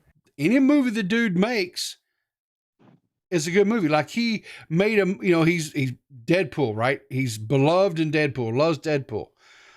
People, however, will crap all over Green Lantern, right? Because, you know, and even he crapped on Green Lantern, right? Yeah. I like Green Lantern though. Deadpool could have yeah, I didn't think I honestly didn't think that Green Lantern wasn't that bad. Yeah. But it was, yeah, there was some problems with it. But Sure. It was the villains mostly. yeah, Deadpool could have been the most cringe thing ever Mhm. if it was done. See, this is the difference, is that if you have like a cast of people and a crew that are working on the movie that really care, the reason why Deadpool works is because Ryan Reynolds literally cared so much that movie had to be good. Because he literally, I think he was the producer of that first one. Like, he tried to make that film happen for years and years and years, and finally the studio went, okay, fine, we'll let you do it. If it flops, it's your own fault, you know. Yeah. And then he did it, and then it became a success. So that's the other thing too, is a lot of these movies are fucking soulless. They don't actually have any like driving force behind them. Like the Rian Johnson movies are a great example. This guy wanted to do, he wanted to make Star Wars. When they came to him and they asked him, hey, do you want to make Star Wars? He wasn't enough of a real artist, because I remember saying this at the time for me. If somebody came to me, just even in my current state, and said, hey, we want you to direct a Star Wars, you know what I would say? I would say, I don't know about that. Like, I don't know if I have the skill set for that. You know what I mean? Yeah. Like, it's like you're taking somebody who has never done like a major motion picture before, and you're throwing them in that position. Like, somebody who cares doesn't let themselves get there.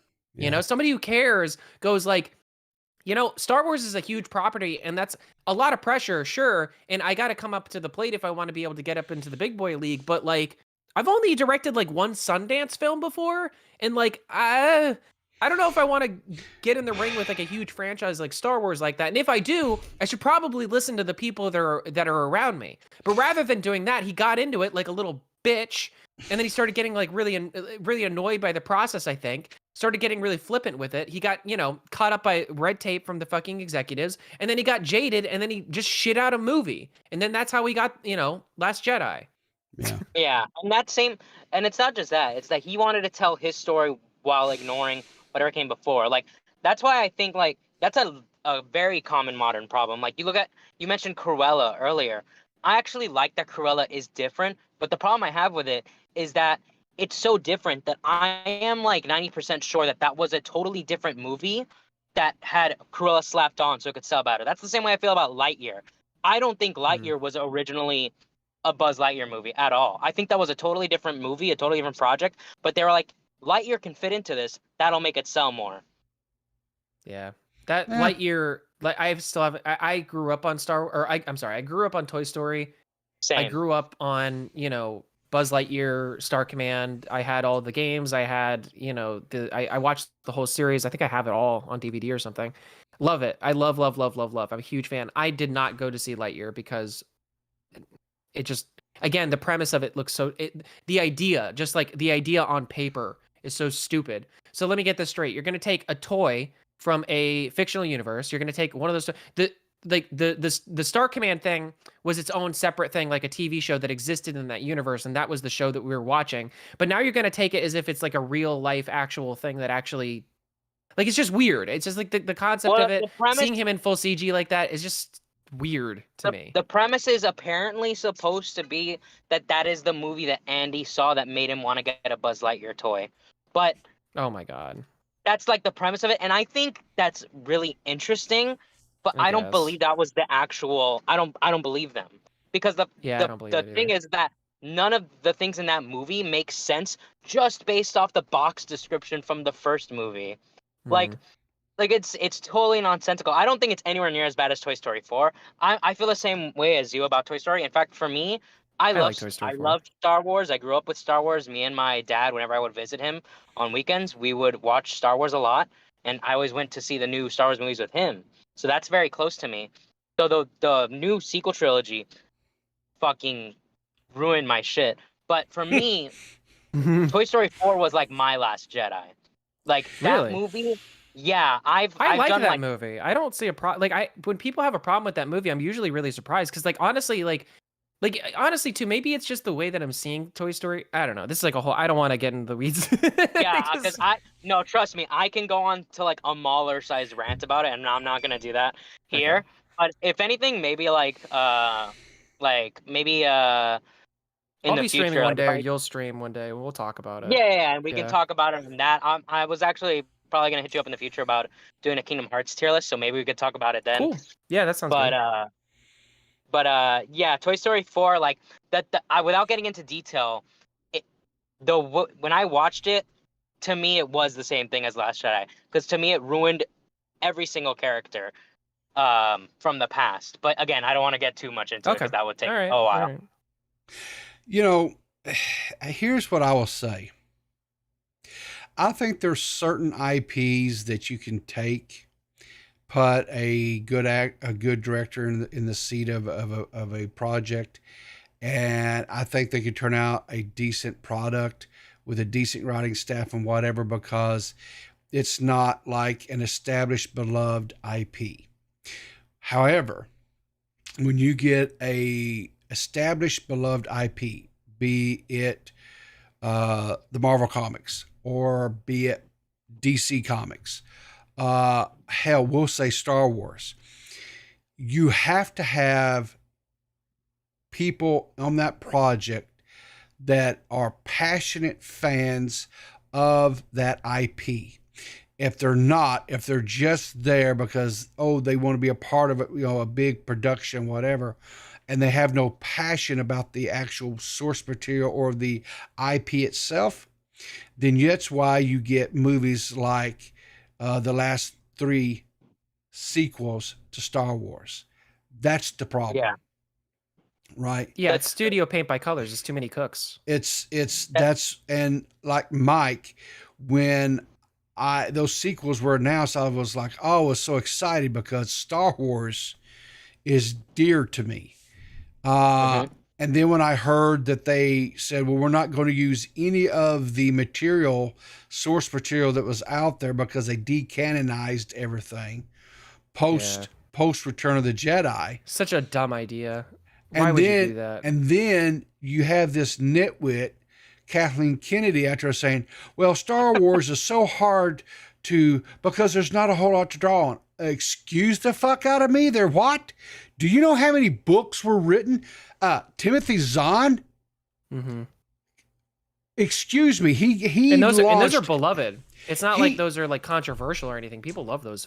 Timothy Zahn's trilogy, the Thrawn trilogy, birthed a whole pathway of characters and took that universe that George Lucas invented and breathed life into it and gave us so many beloved characters that was introduced. Mara Jade, just to name one, Grand Admiral Thrawn. There's, and so many storylines. Did they have to take those books and adapt them into movies? I don't know. I don't think necessarily, but there were so many rich characters and so many rich storylines there that they could have done something with and adapted them and made them into something. I think. You know why they didn't do that? Yeah, because it cost them money. They would have had to buy the rights to the. So that too. But how much you want to bet it was also writer hubris? Is too many writers going, I'm not going to do that. This is made by some idiot. This is some old dude who doesn't actually know. He's not cool like us. He doesn't understand. He doesn't get it. I'm going to make my own story. Yeah, J.J. Abrams clearly just wanted to remake A New Hope, and then Rian Johnson didn't give a fuck about anything regarding Star Wars. He just wanted to make his own movie.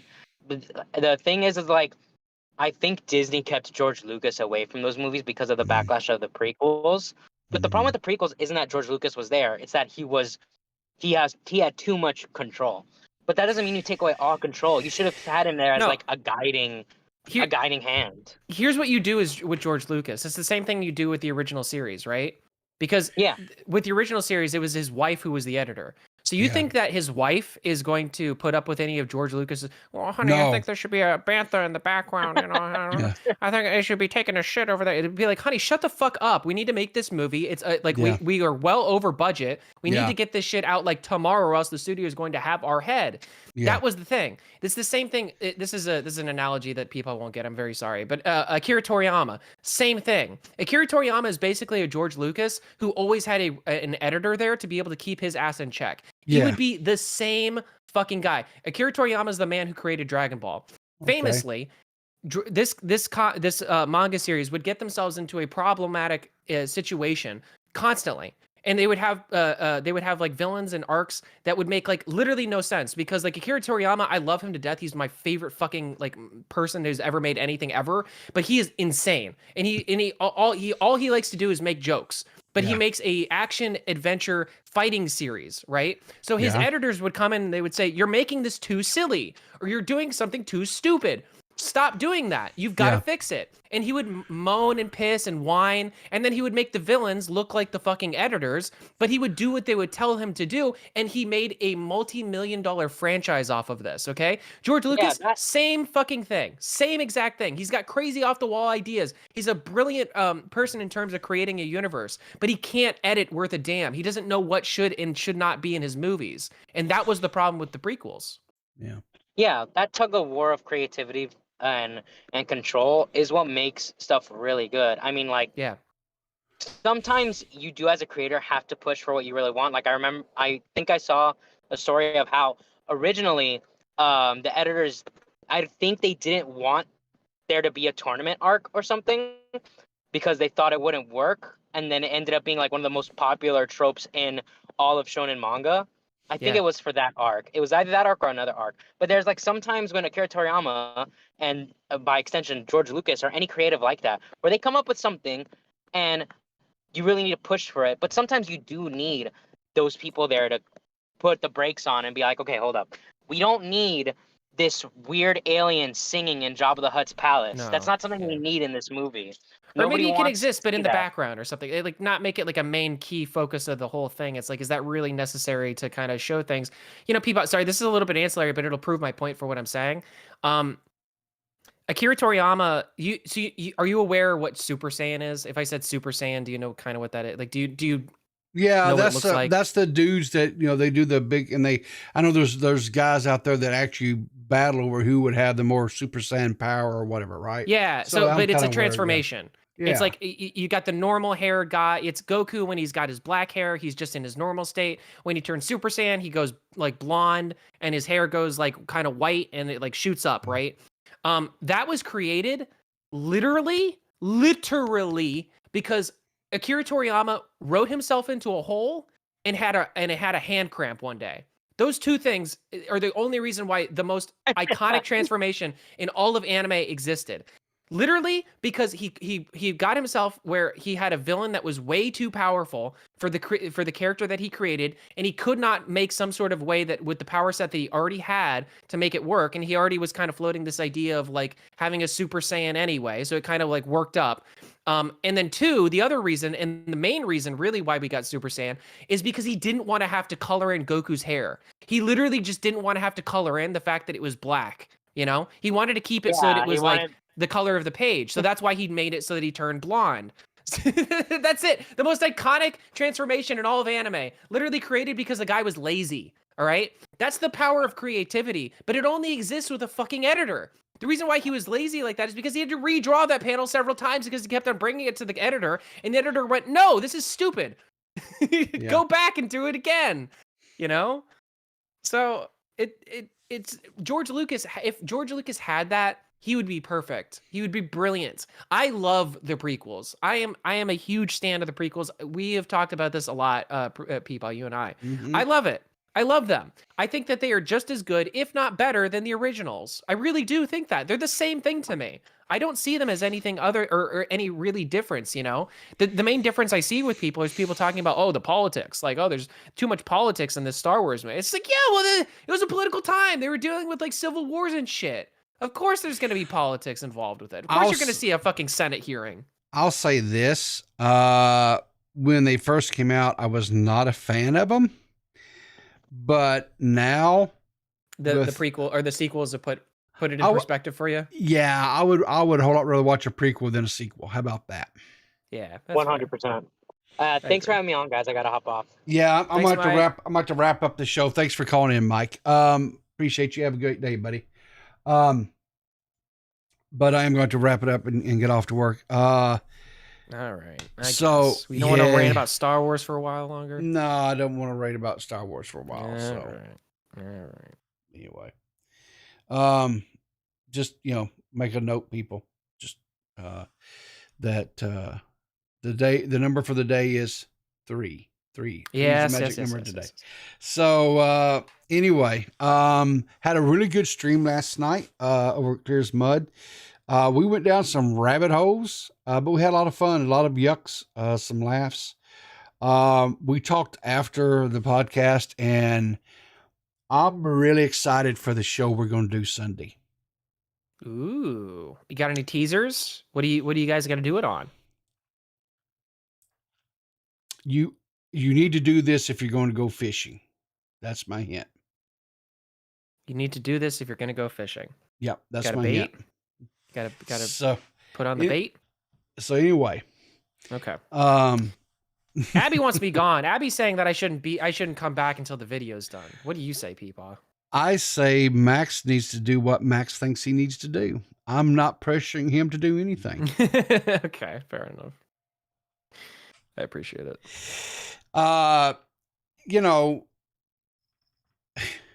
Max is a perfectionist, guys. I don't know if you know this or not. And he will not serve any video before it has matured. It's mostly just I just don't want to get at the I just don't want to come out with a bad video. Like really what it is I don't want my first video back to be something that I can't at least say that I worked really hard on. You know what I mean? So here's what you need to do. Here's my advice to you. Okay. Okay. You need to finish up Also, whatever it is you need to. I've been getting advice from Nick Diorio. There you So, go. There you go. That's why. Yeah. So what I would do is finish up the video, whatever. And I think what you do is you hop in a Discord call with somebody, not me, because I'm too biased. I don't think I could give you a fair, accurate representation. Are you trying to say that I should do an Edwin? Is that what you're trying to say? But just is that what you're leading to? No, not like a whole group of people. Not do like a what do you call it? Like a cope fest? No, not what they call it, where they bring in a group of people and they let them watch and they like a test screening. Yeah, nothing like that. But just somebody out there they're not necessarily like Team DMAX, but they're not necessarily #cancel DMAX either. Yeah, they're just kind of a neutral type. Neutral. And maybe they don't know your lore, right? They don't know what your origin story is, and let them watch the video and just let them see, does it connect? Does it, you know what I'm saying? Yeah. No, I think you're right. Because here's the thing. I think creators, right? I think the same thing with streamers. If you take a hiatus and you're gone for an extended period of time, you're extremely gun shy about coming back. You're like, well, they're not going to remember me. They're not going to want to watch me. They're not, as a streamer, no one's going to show up. There's not going to be anybody watching me. Or no one's going to watch you. You're just going to stick whatever. I get that. I understand that. Right. I 100% understand that. But what I will tell you is at the end of the day, you have to climb back up on that horse and just ride it. Yeah, I agree. I'm picking up what you're putting down. I am smelling what you're stepping in. I am not like worried about like haters or like anything like that. It's not that. It's like it's just that I've spent a good amount of time away. Mm-hmm. I want to come back in a way that is good. I've been getting distracted by other things in the meantime, but also, I get to the point to where it's like, it's that point of perfectionism. And I just go, I don't know if I love this, ball it up, throw it in the trash, start over. Because like I said, like this whole, stream, it's like, doing is redoing, there is a certain point where you need to just get the fuck over it and just put out a thing. But my mentality has always been and always will be, because I've seen it prove positive, is a delayed game is eventually good. A rushed game is forever bad. So let me just go out there and look at something right quick. See you, K-Huck.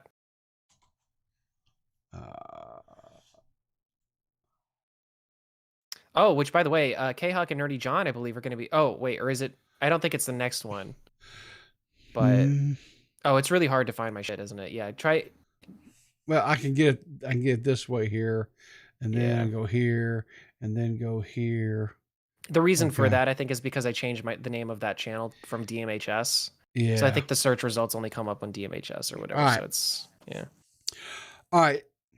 And this is not a dig or anything like that. I'm gonna. So the last video that you put out on your main channel was 6 years ago. Yeah. The landscape has changed in the 6 years that you've been away. So I understand 100% because you've only been back, quote unquote, in this part of the internet since like this year, January, February, March, somewhere in there. I think it's when you. I mean, I guess maybe you could say technically like December, like I guess of last year, maybe even November. I don't think I got you. I don't think I actually got you to really start engaging. Did I back then? Not really. I mean, like I was here, but I was lurking. I was trying to read the room. I didn't really engage. Sure. Okay. So I understand you wanting to take the time to kind of lay the land, right? But you know, oh, everything happens for a reason. That's 100%. Sure. This video I'm working on has definitely gotten better as iterations have gone on. It's because I've gotten a better idea as to like what I need to make this video about. Like, what is this actually going to be? Because this was going to be, I don't want to bury it too much, but this was going to be like something a little bit different, and now it's something a little bit different from what it was before. Because originally I was just going to make it so that it was just pretty much an animation, and now it's actually more like a video. Yeah. Well, so here's what I will say. I believe two things. The video itself probably is going to be a slow roll. Yeah.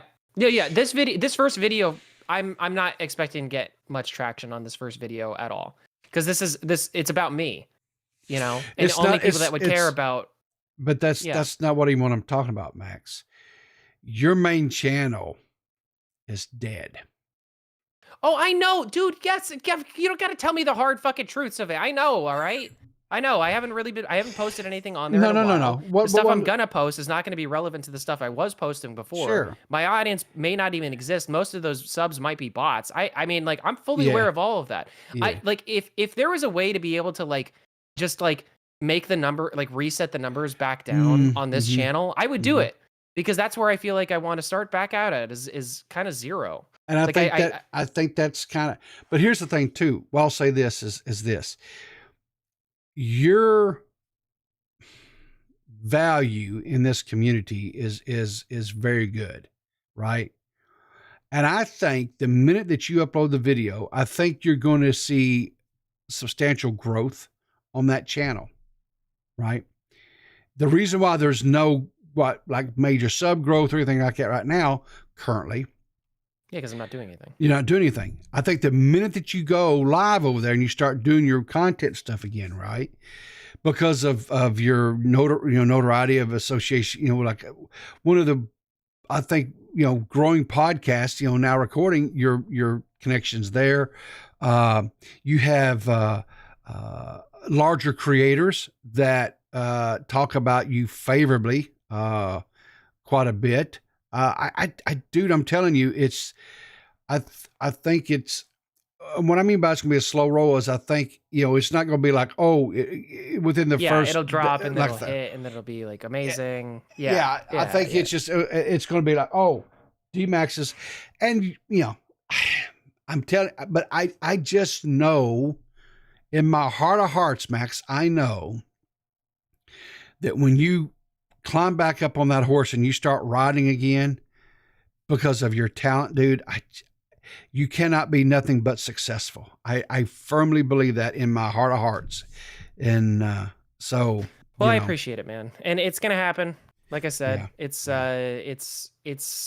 there. It's happening. Last night I just cleared out a bunch of memory on my thing so that I could continue on to keep working, because I was having some troubles or whatever. I keep on having these little problems, and I'm the type of person, I really hate excuses. I really don't, like, at least for myself.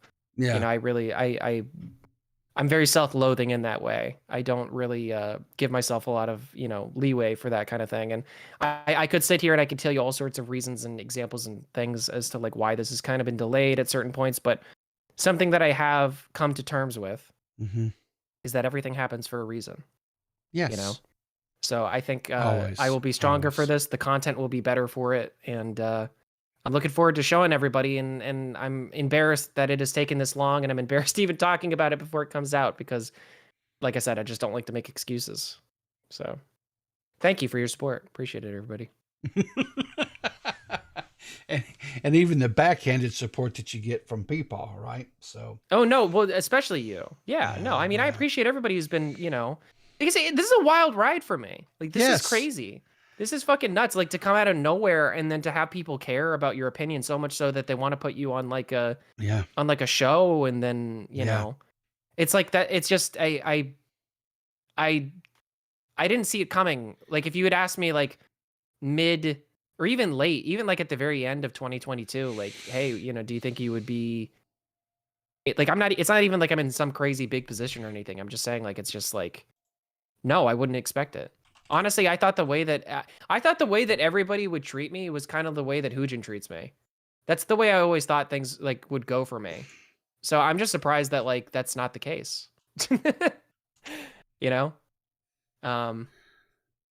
It's yeah. So let's take a look here. What the crap? It's so funny because I actually don't even use that symbol anymore because it was associated with like murders and shit. So 2 years ago. Yeah, that was the first time you had me on, right? That's what I talked you to that was on April 25th of 2021. Right? Yep. So 2 years ago. Yeah. I had found you and bullied you into coming on to the Clear as Mud. And we talked about your, your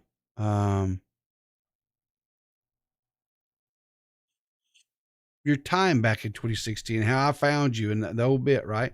And I'm sitting here, and it was very nice to me. It was crazy. Yes. And I'm sitting here and I'm looking at, right? And, you were hyping your Twitch because YouTube, and you said, no, I'm not coming back. You were at the time. Yeah. I didn't really see the point. You didn't see the point. Well, because I was at that point too, I thought like, okay, content creation for me is not the way. You have to understand, like, the reason why I deleted my original Twitter is because my college literally forced me to. Yeah. Like, they literally told me, you have to delete your Twitter or else you're not going to be in the industry. Yeah. And so that was kind of my mentality at that point, was like, I have to be an industry professional. You have to conform. Like having a Twitch is like, and doing game streams like that, at least people understand what that is. Sure. With commentary, it's like, they don't know what commentary is. And if they see any of my stuff, like, I've literally had people on job, like, I've been like, oh, I have a YouTube channel and blah, blah, blah. And then they'll pull up my thing and they'll watch it. And they don't look at it favorably. This may surprise everybody, but they pull up my Keemstar video where I slur, several times in a row, and they look at you a little bit different because they don't understand the context or the nuance of the situation. No. So it's, but now the difference is this is it for me.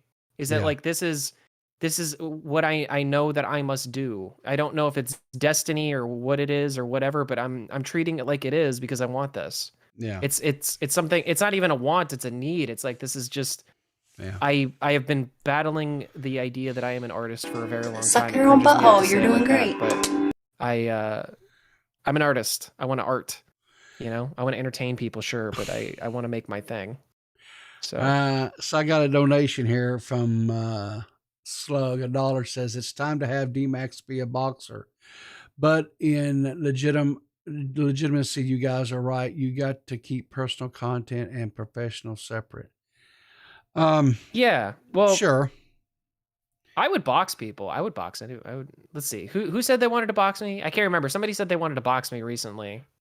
Wasn't me. I would box Edwin 100%. If that's like still a thing that's floating out there, I would box Edwin. But also I would box I wouldn't box Banana because he'd fucking, I don't know. He'd bare knuckle brawl me, and I just don't want to hit Banana either. Do you know what? Do you know what's sad to me? What's so sad? This interview that we did with you, this conversation we had with you. Yeah. 55 views, 4 likes. I know, right? It's so crazy now because like Clear as Mud has taken off so much more. Yeah. And now you guys get like, you know, you guys get more views than that. And yeah, I remember we get a couple 300 views, something like that. But see, you know what's so funny, people, is that I remember being starstruck by it. I remember being like, when you got me on the show and everything, I was like, wow, like you guys have really made it. Like you guys have really done it, you know? Because you had like a live show, and that was something I wasn't really all that familiar with anyway. But then just, you know, like it just, I get impressed by people. I don't know. I get impressed when people are in their element doing their thing. And I just, I've always been that way. It's just, I like to see, that's why I like this online space thing too, is because people will hit me up and they'll be like, hey, can you help me do this? And I'm like, sure. And then I help them make an asset or something like that, give it to them. And then then I see them using it, and I'm like, I love that feeling, you know? You know, that was our 21st episode, right? That's back when I was labeling everything, you know, put the episode number in it. It's really funny that it's 22. I'm sure I made some sort of comment about it wanting it to be 23. Probably so. But, you know, that was in our first season. And, you know, it was, like I said, our 22nd episode. And we just completed our, I won't think it's over 140, 40th episode. So, you know. Wow. That's nuts, man. Yeah. And I think everything's gotten better. I think the production quality has gotten better. I think, I love the addition. I love the addition of Gigi, and I love Seth. You know, I think they're, you know, they bring something to the show, I think, that doesn't really exist. Like, because I remember when you were talking about bringing people onto the show a while ago. Yeah. And we were having conversations like, what is, like, because a show's got to be different from things that are out there. It's got to be similar enough to things that people understand, but different enough to where, you know, it like there's a reason why people want to go to that rather than something else, right? You're not the broadcast, and you're not now recording. You're Clear as Mud.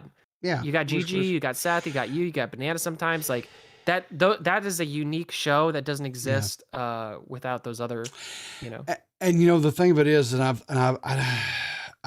kind of hate the idea that this even entered into my head. The Clear as Mud is not the same. It's not the same vehicle that Banana and I created. Yeah.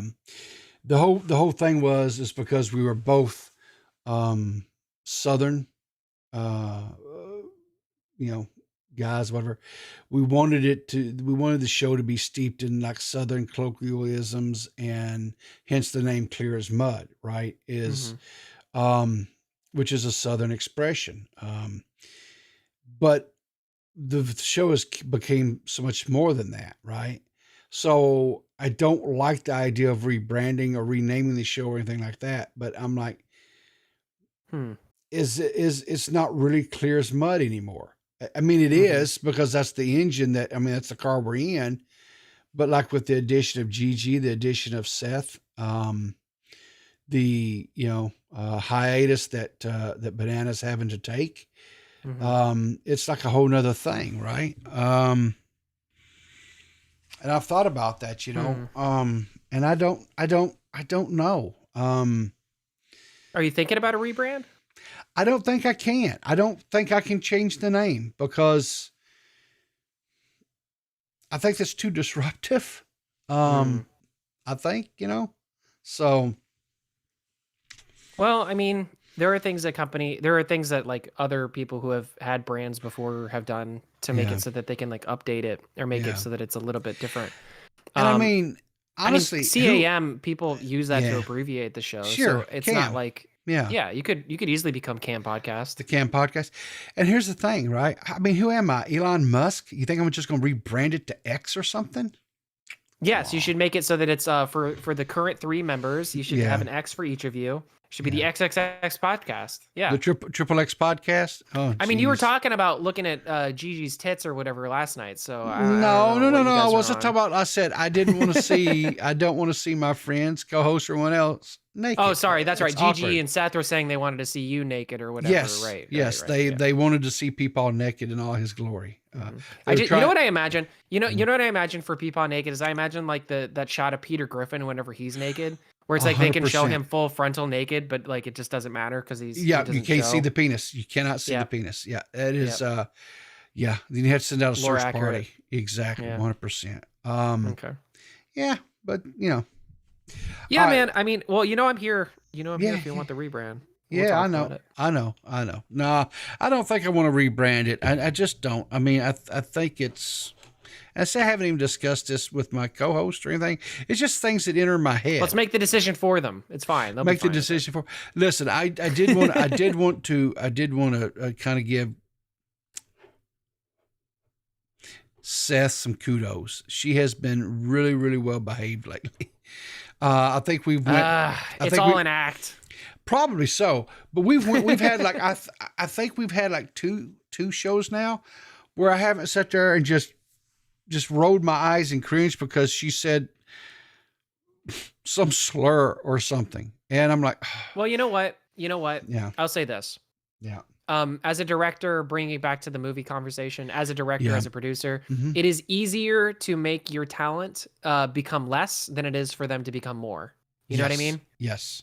If somebody needs to tone something back, that's a lot easier than trying to crank it up. Yeah. And she's like I say, she's still very entertaining. She is the wild card. She is, and I wouldn't change her for anything. And I wished I did not have to kind of rein her in, as it were. I wished she could just be Seth and all that is Seth. But unfortunately, YouTube just, they don't like people like Seth. And that's sad because Jews? Yes, exactly. YouTube, why are you so anti-Semitic? I don't know why. I mean, but they are. So sad. Well, listen, I got to get out of here and get to work. It is Friday, guys. We survived the week. It's the weekend. So what's coming? What about Max? Where can they find Max next, and what is going on? Other than, of course, Twitter. We know you find your Twitter. So. Yes, find my Twitter at D_Max_HS. You can check out my website for all of my links. It is DMaxHS. So that's DMAXHS.com. And you can check all the links. I've got a new Discord where you can get notifications for when I go live, but also it's a members only Discord, whatever, blah, blah, blah, blah. Now Recording, I believe, is going to be doing a members only stream tonight. So if you're not a member over Now Recording, become a member. I think the base one is like $2.50 or something like that. Yeah. For the base tier. Go subscribe over there, and then you can watch the members only chat, thing when we do that. And it'll be fun. I think we're going to be going over some drama that's been popping off for the past few days. So yeah, that's where you can find me at. Yeah. Cool. All right. Well,